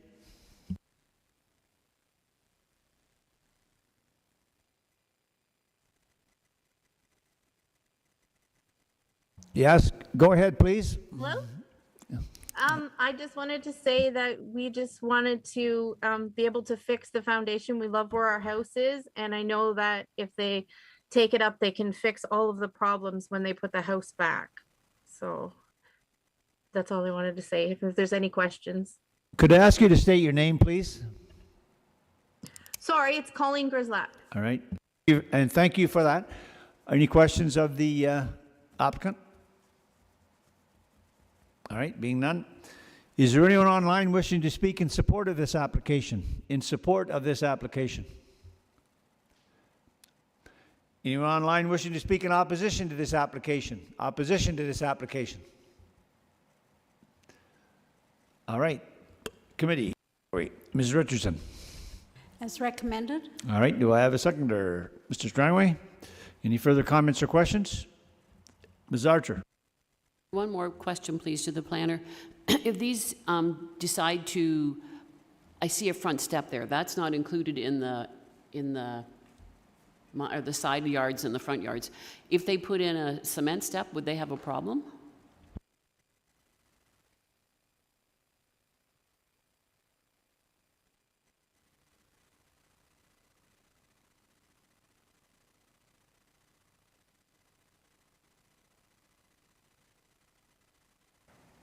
Mr. Chair, through you, I note your point, and although the Lindsay zoning bylaw, as many do, allow for an encroachment for these structures, exactly like a set of stairs, I appreciate the point, and I'll ask your indulgence just to check one other element in the zoning bylaw for the extent of that encroachment. It is permitted, but let's double check just to see. that we're not recognizing anything or not recognizing something that we should. Thank you.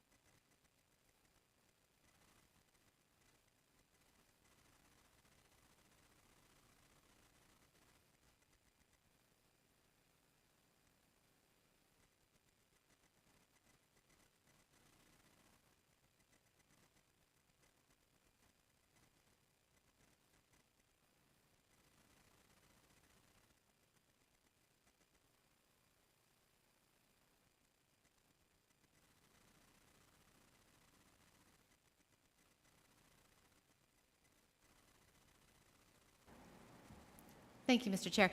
The encroachment is permitted, but I think I'd like to recognize, and it is anyway because of the fact that it's on the site plan and Appendix C is referenced in the conditions, but the number value is really just recognizing the home. So I would like just to identify in the condition, including the existing stairs. Now, that would not allow for a further encroachment, and that's not what's being sought, and certainly that's not what we would advocate for. That's not what was circulated to the public, but just simply recognizing what's there.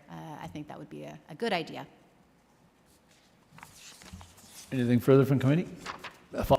All right. All right. No questions of the applicant? All right.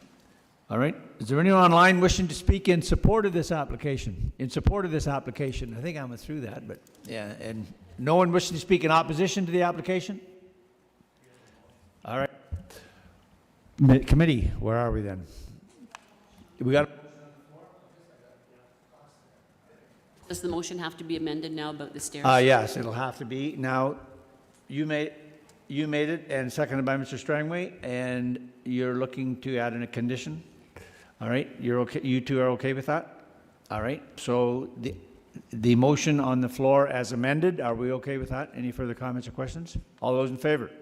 And that carried. Your application is approved.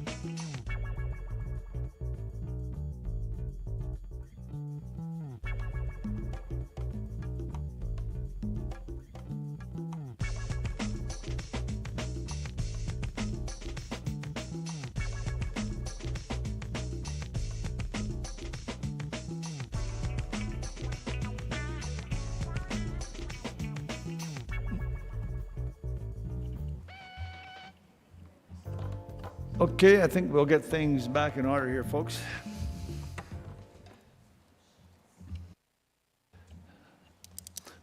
In person, we have to get back in position first, eh?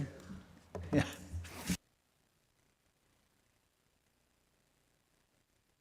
All right, we're dealing with file number D20-2022-032, and this is 131 Kennedy Drive, Geographic Township of Emily.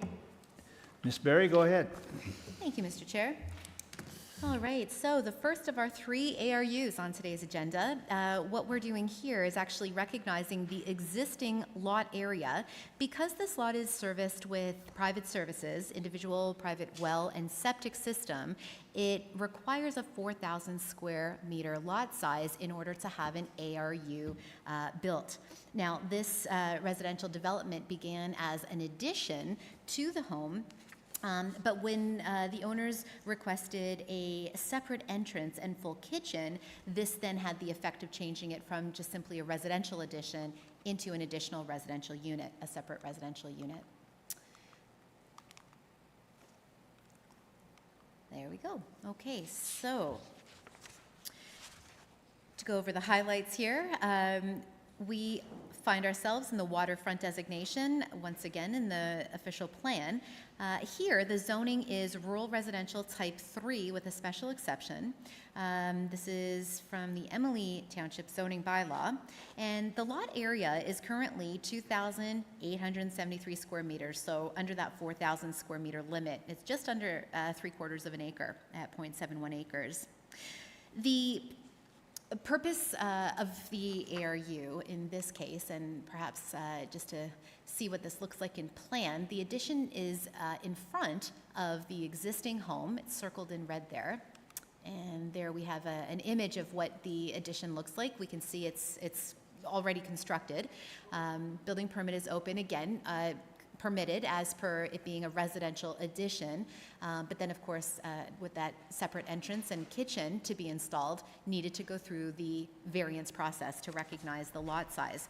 What we're most concerned about is the carrying capacity of the lot to handle the added impacts from the additional residential use. And this application was vetted through the building and septic process, through that building permit process, and established that the septic system improvements were absolutely fine for this property and could support, this lot area could support the improvements to the septic system and therefore allow for the ARU to be cited here.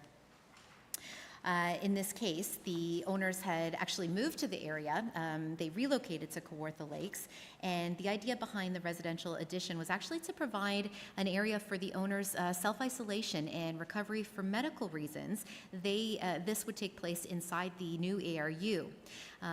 At the same time, it would provide independent accommodations for extended family, and in this family's case, the owner's daughter will be there in a caregiving capacity, and so she and her family would be residing in the primary dwelling unit. Okay, that captures sort of in summary what the purpose of the application is. We don't have any concerns based on the undersized lot area because of its ability through the improvements to the septic system to handle the extra loading. We did not receive any objections from either the neighboring property owners or our commenting partners. The building department has flagged that, of course, there is an outstanding building permit for the single detached dwelling for this addition. For it to be closed, we need to recognize that we now have an ARU here. And again, that is the purpose of the application. With that, Mr. Chair, we have completed our assessment of the 4 tests and feel that this application should be approved. If I missed this, I apologize, but was it built without a permit? Mr. Chair, it wasn't built without a permit. There is a permit that's open for a residential addition. The reason it needs to be completed is to allow for that separate entrance and the kitchen. Those 2 features are what make this a separate dwelling unit and not just a residential addition. Mr. Strangman. Thank you very much. I may sound like a broken record to the last meeting. I'm still on the understanding ARUs are not permitted in waterfront lots. Is that not correct? As a question to the planner, Yes. Ms. Barry?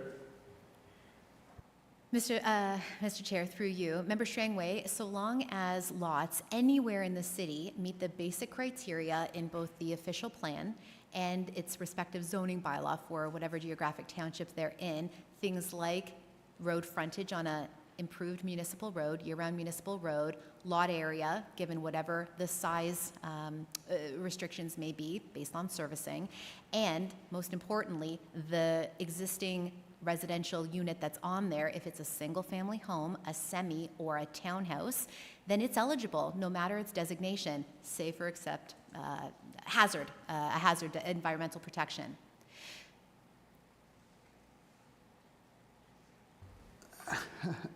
And that's where I struggle. I have absolutely no problem with this application whatsoever. I understand what the people are doing and so on. I'm just, in past, we talked about precedent. Is there any reason then why people on Balsam, Cameron, Sturgeon Lake, who own waterfront property, cannot go ahead and build an a unit? Mr. Chair, yeah, I appreciate the second part of that question and comment because it helps sort of crystallize perhaps where the questions come from. Many of those areas that are designated in the official plan as waterfront, many of them have private streets. And if they have a private street, these residential lots are not eligible for an ARU. That being said, I guess it just becomes more complex. For example, I live on waterfront on a road that is maintained by the city of Kawartha Lakes, owned by the city of Kawartha Lakes. So therefore, the 70 residents along where I live are all entitled to have an ARU then. Mr. Chair, although I would love to speak specifically to your property and your neighbors to give you some planning advice right now, it would be unprofessional of me to, without looking at the zoning and the designation and the road status, just to see the extent of it and all these sort of particulars, to give you a, yes, you are entitled. On the surface, with road frontage, and if you have a single-family home, and your lot size, if presumably in your area you have private services, if you're over 4,000 square meters, there's a very high likelihood that you could have an ARU, either in your home or in a detached accessory building, or both. Leah, I'm not going to belabor the point. What I'm saying is, as a committee member, I was clearly on the understanding that ARUs were not allowed on waterfront property when they came in, and I understand the 4,000, but it seems that that's exactly what we're approving here. I have no problem with the application. I have a problem with the fact we're saying it's an ARU and we're approving this in a waterfront area. Thank you, Mr. Chairman. But I think we're hearing, correct me if I'm wrong, that if it's not a private road, then generally speaking, they are permitted.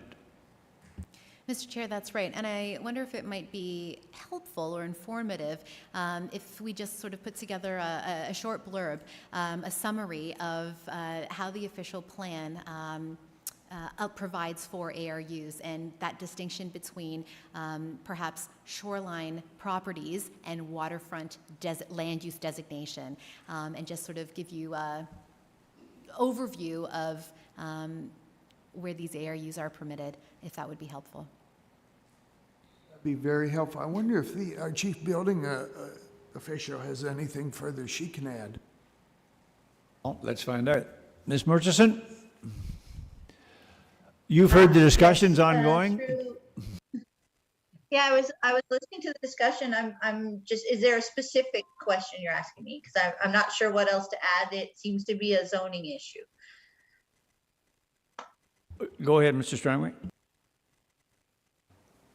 I don't know whether I misunderstood when the original presentation on ARUs came forward.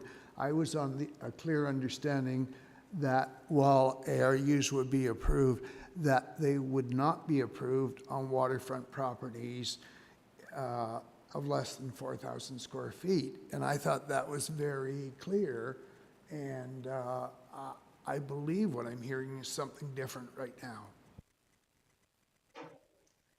So through you, Mr. Chair, the only thing, in my opinion, that is a limiting factor, it would be the zoning or official plan.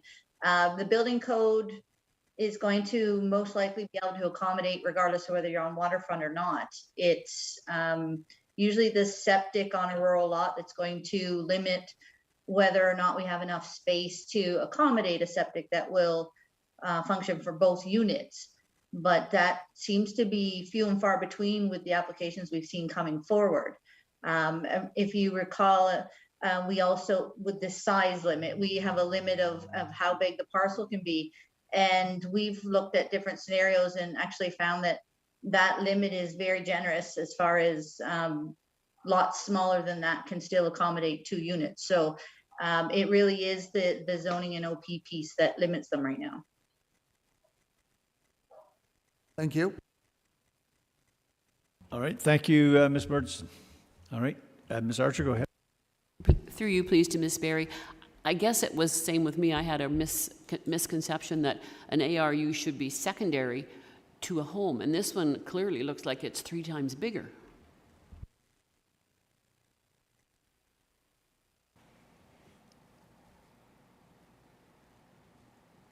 Mr. Chair, through you, there are policies and guidelines in the official plan in terms of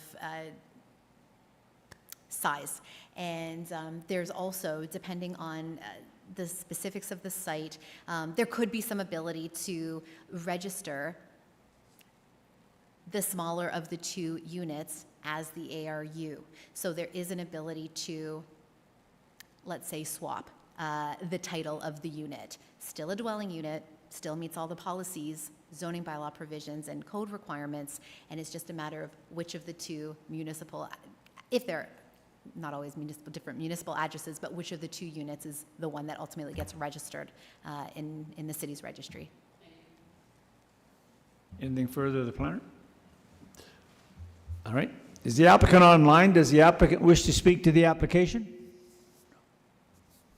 All right, I'm advised no. Is there anyone online wishing to speak in support of this application? In support of this application? Anyone online wishing to speak in opposition to this application? Opposition to the application? Committee.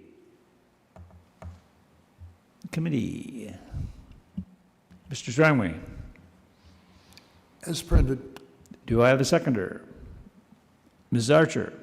Further comments or questions with respect to the motion on the floor? All those in favor? And that carries. Thank you. All right.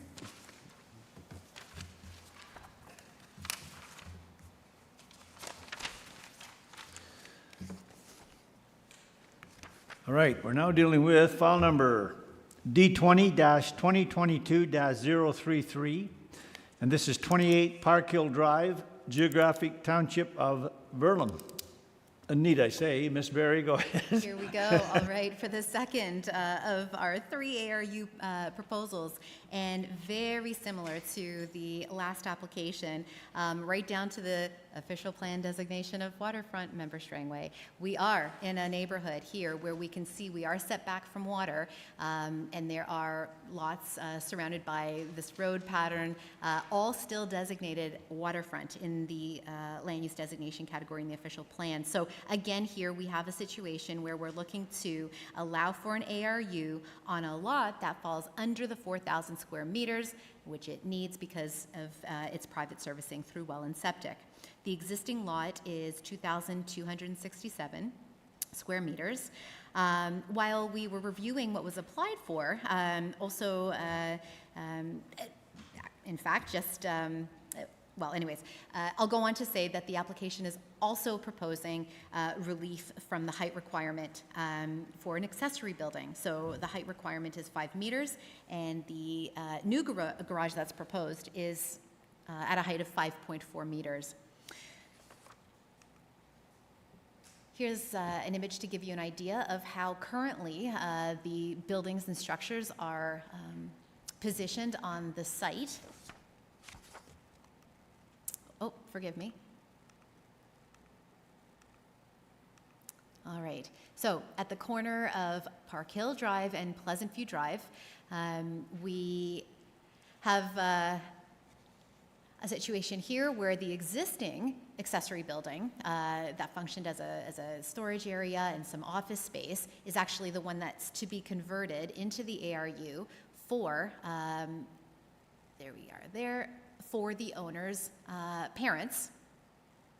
And because this accessory building will be converted into an ARU, the owners are subsequently losing their storage and office space and have therefore proposed building a new garage with access from Pleasant View Drive in this section of the lot. So we're also recognizing not only a 0.4 meter increase in height, but also the location of this accessory building in the exterior yard. So again, in summary, we're recognizing the undersized lot area of 2,267 square meters, the increased height for the new proposed garage up to 5.4 meters, and its location in the exterior yard.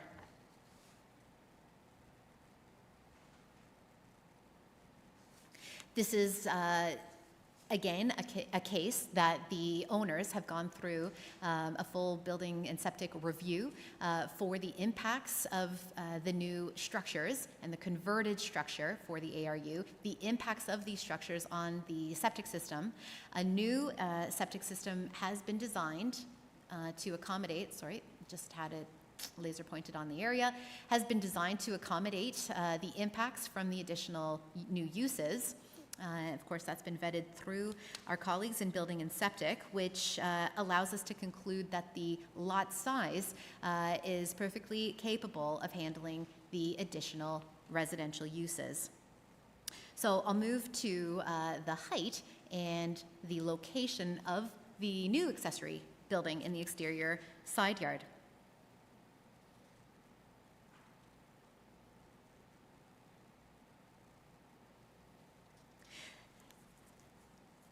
The owners have gone through with their carpenter, their designer, a number of iterations for the garage to sort of land on what best suits not only the lot, the home, but also is sort of maintaining its character and fitting in and upholding the compatibility with neighbors directly across the street. There we go, an image of the proposed garage there. And originally, the dormer that we see on the upper level was replicated on the opposite side of the garage. There were options that were examined in terms of shortening the dormer so that it took up less face wall, and therefore both dormers could be accommodated and still be keeping within the zoning parameters for that upper level. But in the end, decided that they would prefer the longer dormer on the one side and forego the plans for the dormer on the other side. All right, so there's elevation, both the rear as well as a left image.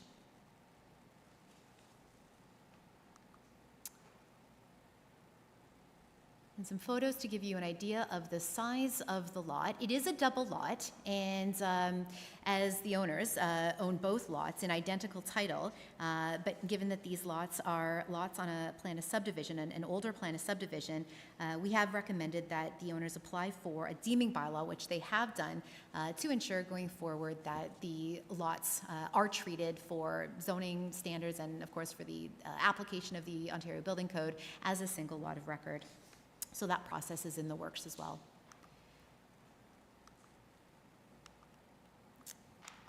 All right, so my final sort of summation of commentary, just with respect to the garage, is that, take a look here at the site plan once again. It is wholly behind the dwelling and really doesn't cause any kind of conflicts with the use of the lot. With its placement, it doesn't impede any kind of sight lines either. It is maintaining and exceeding the regular exterior yard setback if it were a primary building or structure. So we're not concerned with its placement in the exterior yard whatsoever. There is quite heavy vegetation, also aligning that nearest lot line. I'll just point to it with the laser pointer there. Quite difficult even to see to the neighboring lot, as well as here along this side. And finally, in looking at the structures both across the streets, Park Hill and Pleasant View, and from a quick tour through the neighborhood, sort of conclude that the proposed garage with the increased height would not be out of character with the built form that we see in this neighborhood. And based on our assessment of the application, the proposed uses, and the impacts overall being easily mitigated due to the vegetation that's already on the lot and the replacement septic system, we have no concerns with the application and recommend its approval, Mr. Chair. Thank you, Ms. Berry. I think these situations, I guess, beg the question. I don't know how old the bylaw is with respect to requiring the 4,000 square meters. ARUs are a relatively new concept. So there's incompatibility between the bylaw and these new ARUs. What sort of a reduction would be too much? We're almost at 50% here that we've reduced it to allow this ARU. Is there a point where we would say, no, we're not going that low with respect to these? Mr. Chair, it's a great question, and we have had numerous conversations with our colleagues in building before these policies were developed and the zoning bylaws were updated on this very topic, and sort of the eternal limbo question, how low can you go? And quite frankly, it's just not really reasonable to establish an absolute minimum, because there are a number of factors that impact sites differently. The built form, the natural features, the topography, the pieces that on two identical side-by-side lots of the same size, both being undersized, of the identical size, would have a different ability to treat the added nitrate loading. So it really does require this site-by-site review to see how those existing features that aren't identical on lots that are both undersized, not identical, how well they can handle the extra nitrate loading. So I would say that the conversation is ongoing, and we have the ability to monitor how many of these proposals we're getting, because frankly, it was slow to start, but we are seeing, and which is great news, a number of these ARUs coming forward. If there were any ability for us to refine the requirements, which are predicated on existing official plan standards for development in rural areas, where rural and hamlet settlement areas where services are either partial or private. We sort of took that as our starting point. There is some science to this. And then that together with how much can engineering help that, meaning the engineering of the septic system. And it really is a sliding scale. So it's something that I think we will continue to monitor, and if possible, amend the policy to allow for that flexibility and not require every interested resident who wants an ARU on partial or private services that happens to have an older existing lot that's undersized, having them go through this process. You're right. I believe that the applications for these are going to increase simply because the push is on through most healthcare systems that aging folks stay home as much as they can. So yeah, it's going to be interesting times. Questions to the planner? Please to the planner, there's no concern with having 3 entrances off of this property?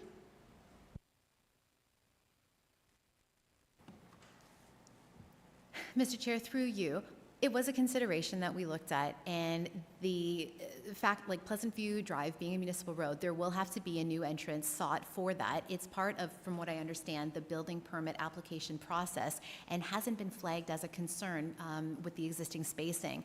Certainly there could be the ability to, if needed, close off the additional entrance from Pleasant View. I'd say it doesn't do quite a semicircle. There isn't quite a crescent there, but if it were to alleviate congestion, the fact is it's an existing entrance. The one I'm talking specifically about is the narrow, or the one closest to the Pleasant View and Park Hill intersection.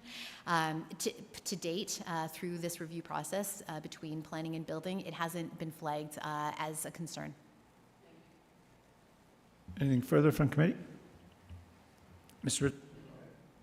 Through you, this is not really related to the application, but how are ARUs different from granny flats that we were dealing with previously?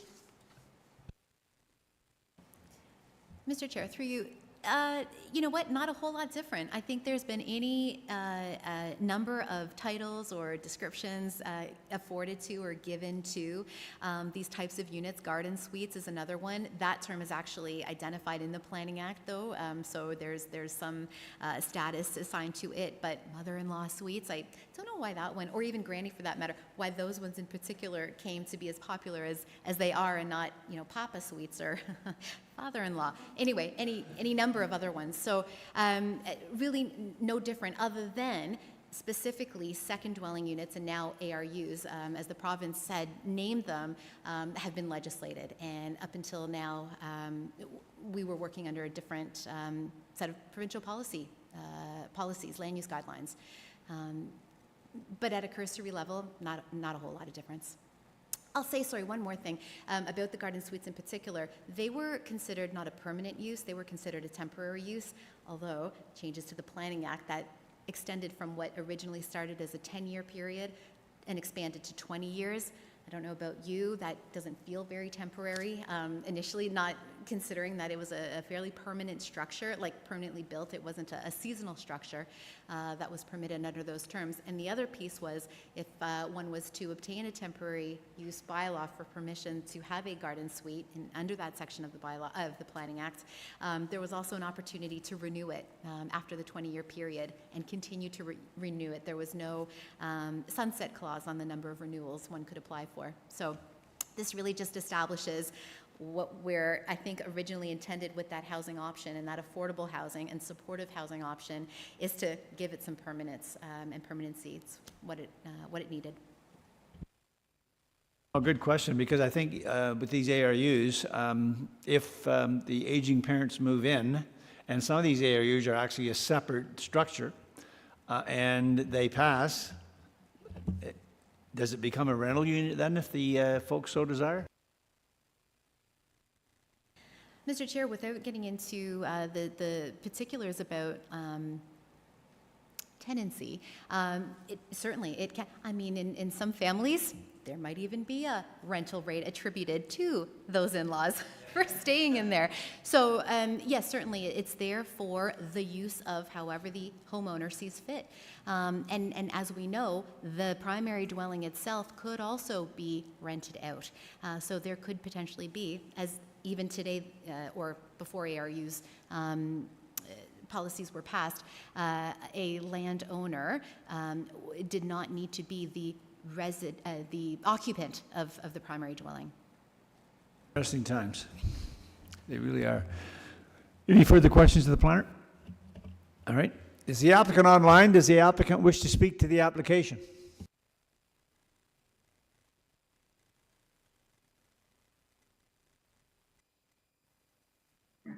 Hello, yep, we're here. I don't think we need to speak. And your name, sir? Andrew Chudy, I'm the applicant. The owner's behind me, Rob. Go ahead, if you wish to speak to it. No, we're okay. We don't need to speak. Thanks. Thank you. Applicant? All right, thank you for that. I thought you did a great job. Go ahead, sir. Oh, technology, gotta love this stuff. All right, is there anyone online wishing to speak in support of this application? In support of this application? Anyone online wishing to speak in opposition to this application? Opposition to the application? Committee, Ms. Richardson. As recommended. And seconded by Ms. Archer. Any further comments or questions on the motion on the floor? All those in favor? And that carries. Thank you.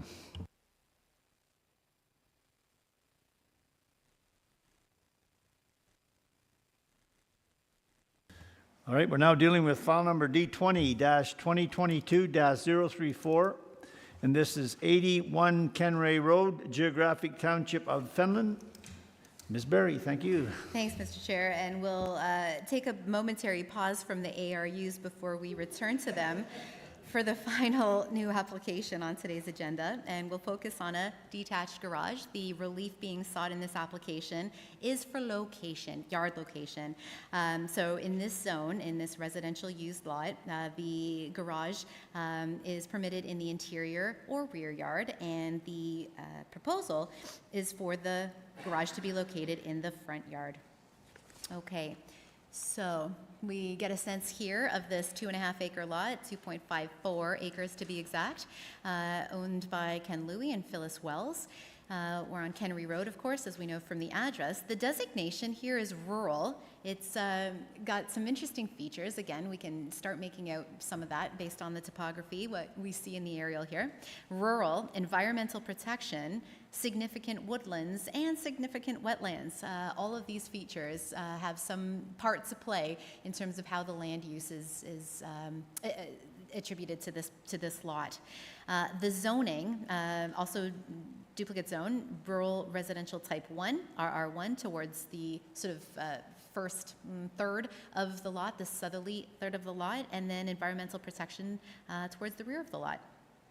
All right, individual private well and septic system, and as we can see, we've got a mixture of both residential and natural woodlot features on this lot, and similar to many of the other lots along Kenry Road. So, and I'm making a point of mentioning these natural features because they do play a role in terms of location for the new proposed garage. Now, we've, just because of how the site plan has been prepared, if you can change your perspective from what we just saw, Kenry Road in the previous map was at the south end. Kenry Road is now, I'd just like to keep things interesting. Kenry Road is now at the top of this image. Of course, the location of the proposed garage is circled there in red. So the natural features and existing built form that we can see outlined on the site plan, of course, the dwelling, there's some landscape features in the rear yard, some amenity features, including the in-ground pool, extensive septic field behind the dwelling. So these pieces sort of all come together to limiting possible development opportunities in the side or rear yards. So siting in the front yard, according to the owners, and certainly as evidenced by our team, and I say our team because I had a few colleagues along for this inspection with me. We'll see them in a minute. So siting the garage in the front yard, in this case, avoids moving the driveway to any significant degree, as well as the hydro lines that are already in place that serve the dwelling. Another reason primarily for locating in the front yard would have been to avoid removing a number of mature trees. We are going to see in a slide here that there are some trees that have been cut down.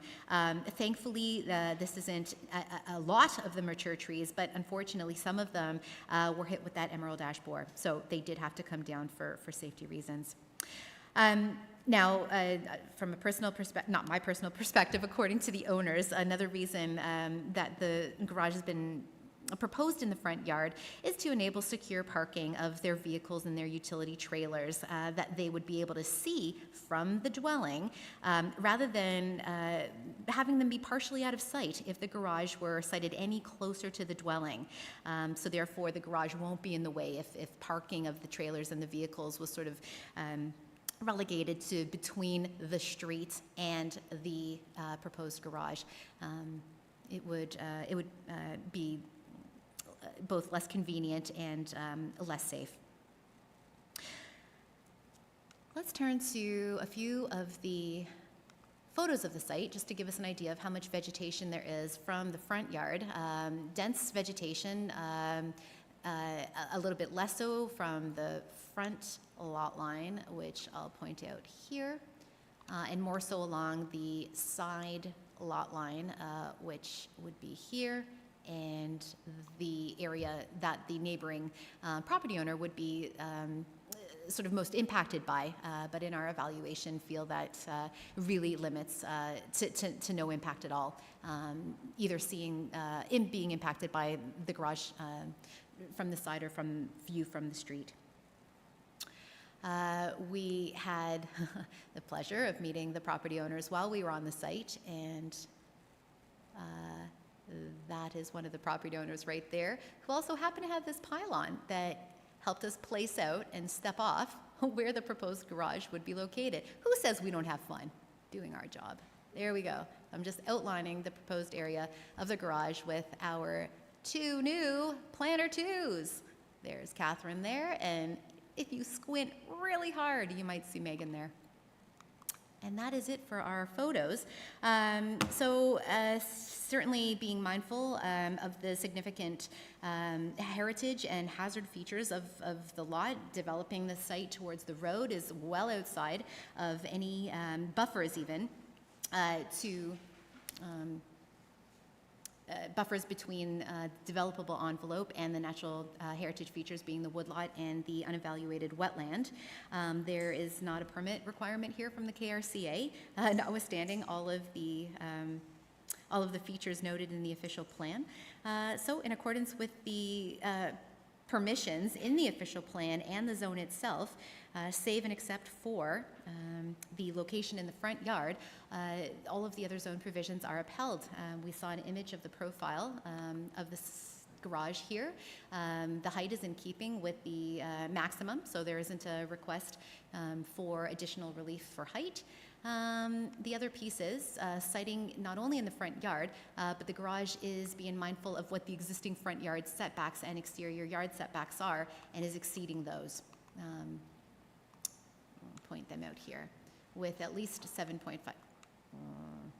With at least 7.5 meters here and at least 2 meters there, with some ability to adjust that as well. And the owner's prepared, to do that, but there isn't a request for any setback relief. Okay, so on that basis, and to also just note that we didn't receive any comments from neighbors or any concerns or objections from our commenting partners, Mr. Chair, we recommend approval. All right, I'm somewhat familiar with these properties along Kenray there. Are they prepared to hire a cab to get from the garage up to the house? It's quite a distance. Anyway, committee, questions of the planner? Ms. Please to the planner, which direction will the garage doors be facing?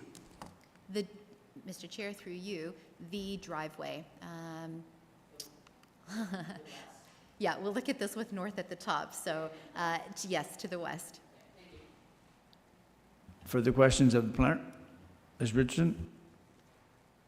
Through you, it appears that the garage is going to be relatively close to the property line. Is that because you indicated where the pylon was?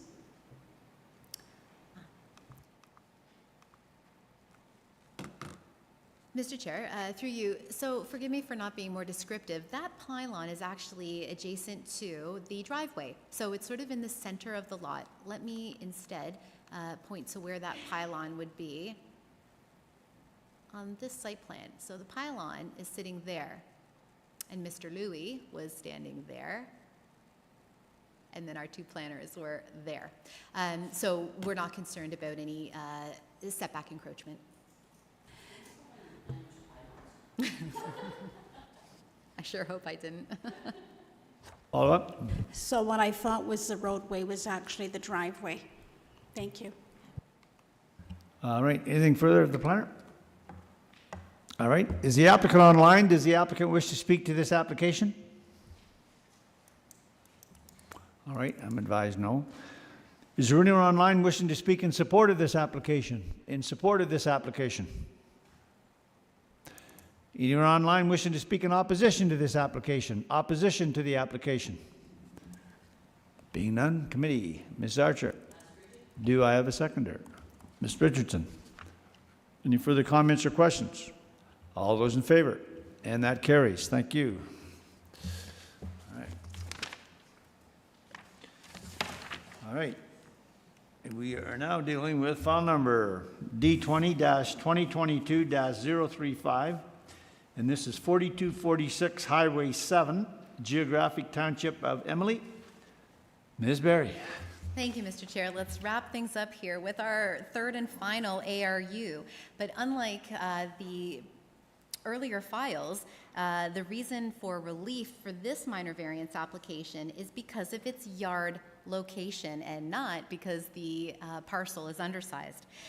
In fact, as we can see on this slide, we're actually dealing with an agricultural parcel that exceeds 35 hectares, about 88 acres, just over 88 acres. And to orient us, we shall just point out Highway 7, Emily Park Road, there. Existing cluster of the home and existing cluster of buildings takes its access off Highway 7, although this is not considered the front lot line. Instead, this is considered the front lot line. And we may come back to there. Circled in red is the location that's proposed for the new ARU for access from Emily Park Road. Existing cluster of buildings here. Okay. As might have been a bit of a giveaway from the name of the road, we are in Emily Township here, and according to the zoning bylaw, this lot is zoned A1. Now, accessory buildings to a residential dwelling are not permitted in a front yard, hence the application. When thinking about where to site the ARU in this case, there were some limitations based on how, notwithstanding how extensive the acreage is, there was still some limitations in terms of where to site the ARU. Things like significant tree cover, pasture, cropland in the rear and side yards. These were some of the limiting factors for placing the ARU amidst the existing cluster of buildings. The proposed location is neither farmed nor heavily treed, so really a fair and reasonable spot for consideration for the new dwelling unit in this area here. Not only because of staying outside of a treed area that would have involved some kind of clearing, but because it's also in proximity to a significant woodland and an unevaluated wetland. So these are also good reasons and necessary reasons to stay sited as proposed. From looking at some photos, I'll take us there next, and being at the site, there were some substantial challenges with accessing the property from Emily Park Road. Now, in this case, and these were in part described to me from a team leader in our roads division, Scott. He was good enough to meet me at the site. The roads division has been working closely with the applicants already for a number of months to provide advice and guidance and really be of great help in terms of kind of the logistics of where to site the new driveway. There is an existing driveway. I'm standing in it. It's quite close to the intersection, well, close, all relative, but it is closer to the intersection with Highway 7 than what the Ministry of Transportation was able to allow for a new residential entrance. An existing older agricultural entrance is one thing, but the increased usage and impact and from their perspective, what they're looking at is potential, collision, conflicts. I don't want to even say the word opportunity, but there's obviously the goal is to limit those, lessen them and limit them if at all possible. So in working with the requirements from MTO, as well as our folks in the roads division, the idea was to push the driveway further south. Now, by doing so that takes us from where I'm standing over here, where it's a relatively flat grade, actually pushes the new entrance to this area, as you can see through the posts and the cables between them, is what we normally see in a road allowance when there's a substantial grade change. And that is precisely what, again, the roads crew has been sort of helping the owners deal with. I point this out because there will be a substantial amount of fill that would be required to come in to alter the site. This is something that the Conservation Authority is also very well aware of, and in fact has been also working with the proponent for a number of months, and we're able to issue a permit in accordance with their regulations for these works to be undertaken. So the correct steps have been sort of put into place and have been actions to accommodate the ARU in this particular yard. And I'll note too, just out of interest, this was our very first inquiry leading up to Council's adoption of the ARU policies at the end of 2020. So this one holds an interesting place, and I think every member of our team, and including those that aren't with us any longer, have probably touched some element of this inquiry. And it's gone through a number of different iterations, but has landed on the application that's in front of you today. So again, just recognizing that this is technically the front yard. The proposal has been thoroughly vetted through the Conservation Authority, through the Ministry of Transportation, as well as through the city's roads department, through Public Works.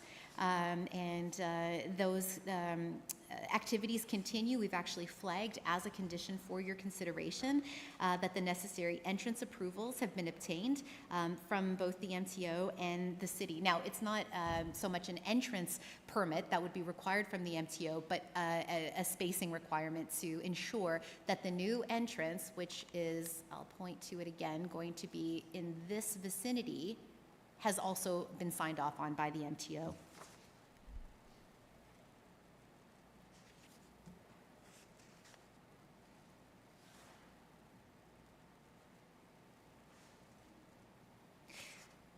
Mr. Chair, I was just taking a look at the rest of the file to ensure we haven't missed any comments that were submitted from neighbors or from any of our agencies, partner agencies. The most recent one that came in was from the KRCA, again, acknowledging the permits. And that is something that addresses erosion and sediment control. Clearly, we can see why. And so no concerns raised by any surrounding property owners or from our commenting agencies. So we do sort of wholeheartedly support this application for the ARU to be sited in the front yard. It meets the 4 tests, both because of its designation in the official plan. That residential dwelling that's there provides for this ARU as of right. Again, leaving the zoning standards, the performance criteria and siting standards to the zoning bylaw. And that's where we land today, is just requesting relief for the front yard. With that, Mr. Chair, I shall turn it back to you with our recommendation for approval. Thank you, Ms. Berry. Are there questions of the planner? Ms. Archer? This is not about this application, but about 2 applications ago, we just approved an ARU that's in a front yard, and we didn't be concerned about that one.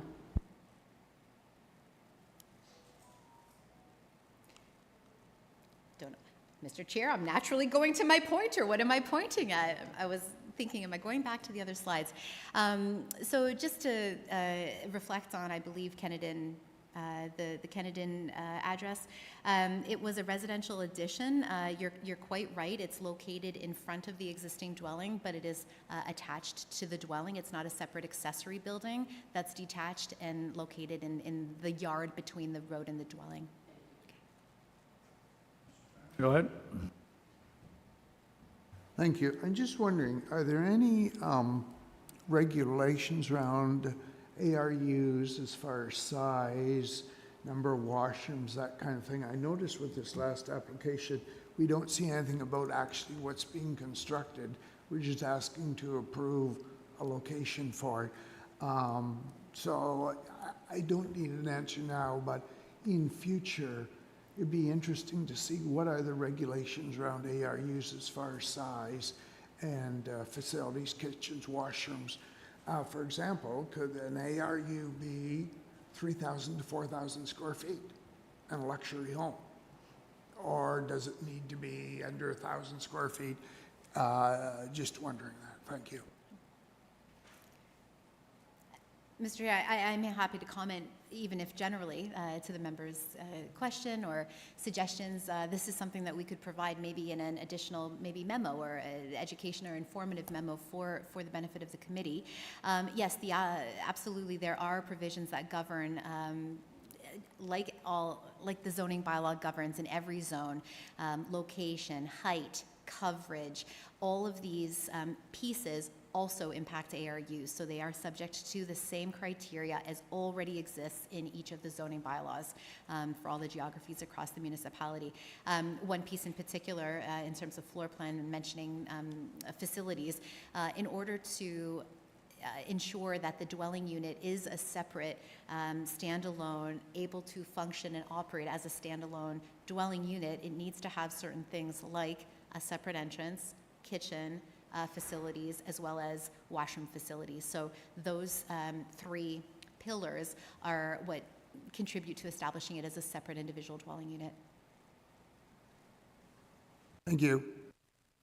Actually, they're opening up a lot of doors because, and it's good this has come up because maybe, Ms. Berry, we could get some responses, but if you've got a 100-acre parcel and you've got a dwelling on the east side of that 100-acre parcel and you want to put an ARU on the west side of that parcel, simply because you can't get it, I think we just talked about that, I can't get a severance, but I want to put another building on that property, is there any regulations with respect to how close that ARU has to be to the primary residence, or could I put it anywhere on that 100 acres? You can't put it anywhere on the 100 acres. It has to still comply, in order to get a building permit, it has to still comply with setback requirements that would be either associated with accessory buildings or, depending on the zone and the zoning bylaw it's in, could be needing to abide by the primary building setbacks. It's really that specific in terms of the 19 zoning bylaws that you're aware we have. So those same provisions govern the placement of the ARU.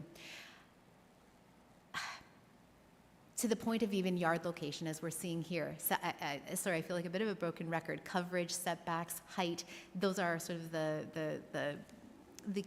keys. Front yard, exterior side yard, rear yard, in terms of setbacks to property lines. There are some bylaws also that require a certain distance between the primary dwelling and an accessory building. It can be no closer than. I would be hard pressed to find it must be no greater than. That's one that's not as common. So, but again, not every bylaw even has that requirement for the distance between an accessory building and the primary. And that's my concern, is that we will avoid applying for a severance because we can now put an ARU on. It can be a totally separate structure, living accommodation, the whole bit. And maybe mom and dad don't want it, so I'll rent it. Yeah, the piece about ground floor area, sorry if I may say, although there's not a specific number, the unit can't be, or could the 3,000 square feet, for example, I think that was 3,000 or 4,000 square feet. The floor area of the ARU has to be equal to or less than the floor area of the home. So you could have two of the same sized building footprints, one being the accessory, one being the primary, just not bigger than. And we touched on that with an earlier file. In fact, I think we just dealt with one of those on Elm Tree Road. So, yeah. Ms. Richards, go ahead. Just wanted to comment that both yours and Steve's concerns were exactly what I was going to raise, about distance, etc. And on this one that we're just dealing with, their primary residence appears to be miles away from the proposed ARU. How is that looking after mom and dad? I can see all kinds of curves and twists. There'd be more on this than there is in number 7 highway. Yeah, anything further from the, so some of those could be down the road, Ms. Berry, we could get some maybe answers on that. And I realize some of it may, even on your part, just be speculation at this point, but anything further from the planner? All right. Is the applicant online? Does the applicant wish to speak to the application? Yes, and your name is? Hi, I'm Molly Conlon. I am the agent on this project. I think Ms. Berry covered everything, so I'm here if there's any questions. All right, and thank you. Are there any questions of the deputy? Looks like you're safe. Right. Is there anyone online wishing to speak in support of this application? In support of this application? Anyone online wishing to speak in opposition to this application? Opposition to the application? Hey, where are we? Richardson, seconded by. Any further comments or questions with respect to the motion on the floor? Being none, all those in favor? And that carries. The application is approved. Thank you very much. All right.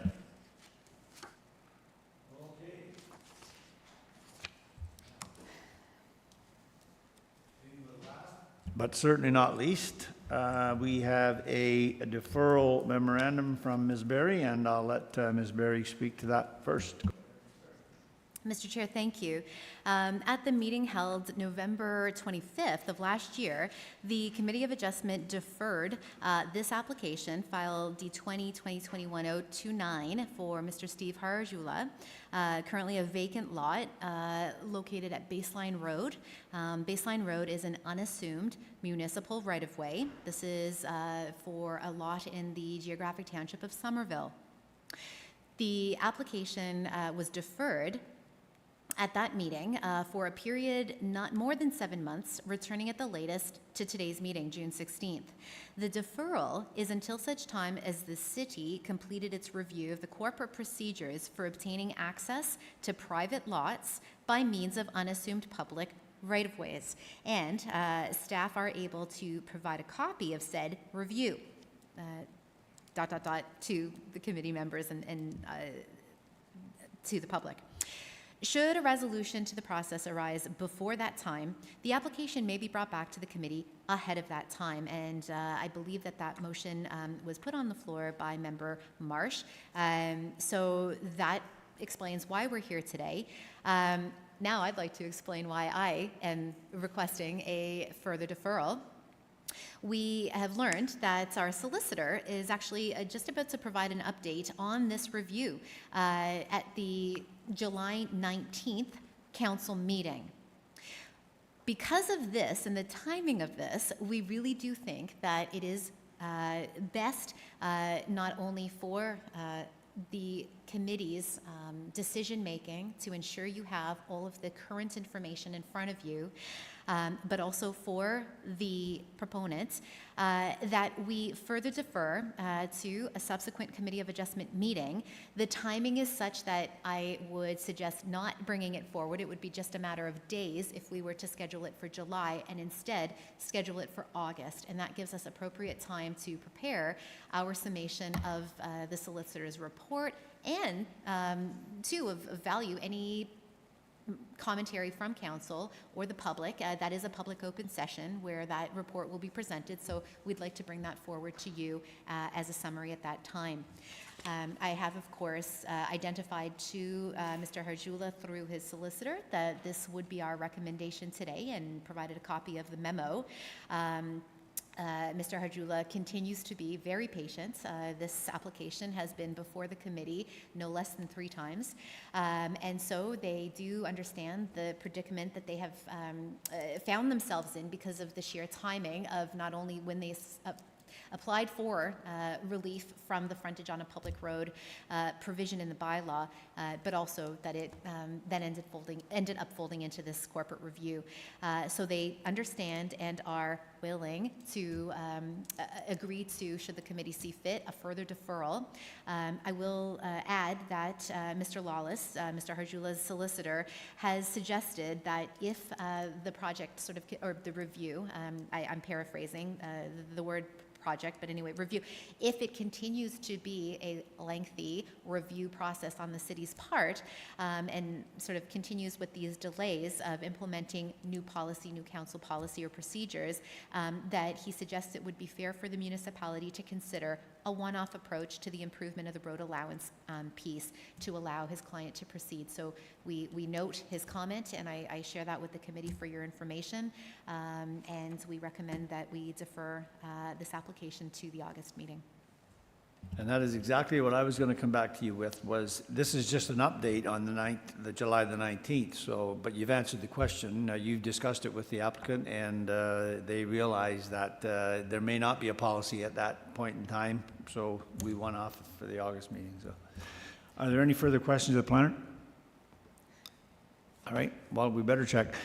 Is the applicant online? Does the applicant wish to speak to this deferral? All right, being none. Is there anyone online wishing to speak in support of this application? In support of this application? Anyone online wishing to speak in opposition to the application? Opposition to the application? And I've explained to the committee why I do that. So there's no one, so all right. So, all right, then what I would like is a motion to receive the memorandum from Ms. Berry, and that the matter be deferred to no later than the August 18th, 2022 planning meeting. Okay, and that's made by Mr. Strangway. Do I have a seconder? Zarcher. And on deferrals, the only discussion has to do with timing, and we're already got that in, so. All right. Everyone in favor? And that carries.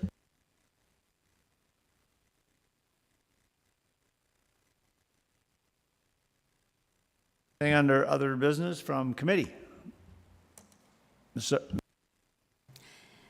Just that I really would appreciate if Leah can at some point in time give us a training session or whatever on ARUs.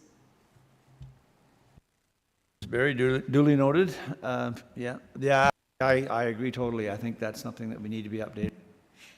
Thank you. Yeah, and I love the suggestion. And part of, I think, these meetings, of course, we serve a dual purpose. We collectively, we're making decisions on applications under the Planning Act, but can use, and those are the public hearing components, but can use this forum to provide updates on Ontario Land Tribunal appeals, for example, and the outcomes of those, as well as training opportunities. And enough time perhaps has passed, time anyway, from when our now director had originally presented not just the source water protection policy updates, but the ARU. Now that we've had a number of months under our belts to see how the policies and provisions are working, what better time to bring that up for an update?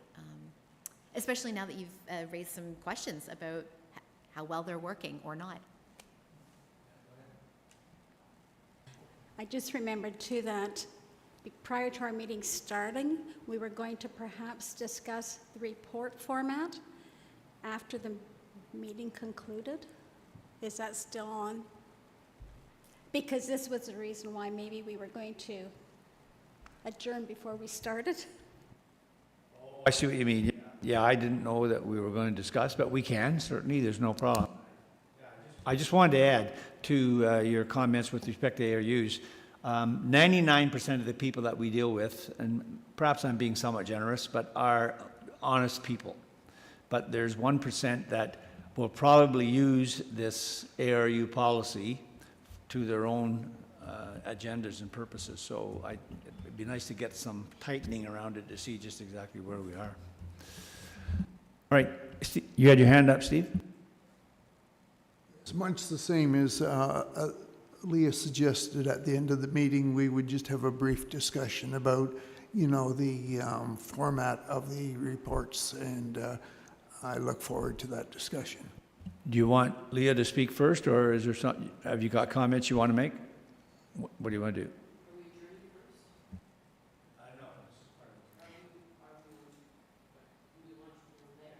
Oh, is it, do we have anyone else online?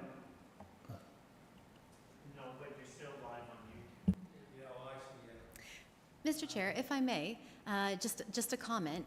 We haven't added an agenda item to discuss in terms of formal business. So I just flag that and leave it in your capable hands in terms of adjourning the meeting and either putting this on as a separate agenda item at a subsequent meeting or dealing with it otherwise.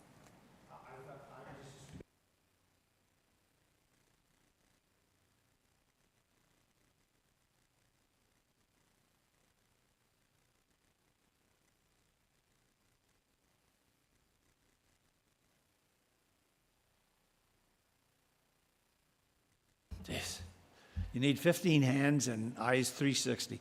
All right, Mr. Strangway, do I have a seconder? Mrs. Richardson, all those in favor? And that carries. We're off YouTube or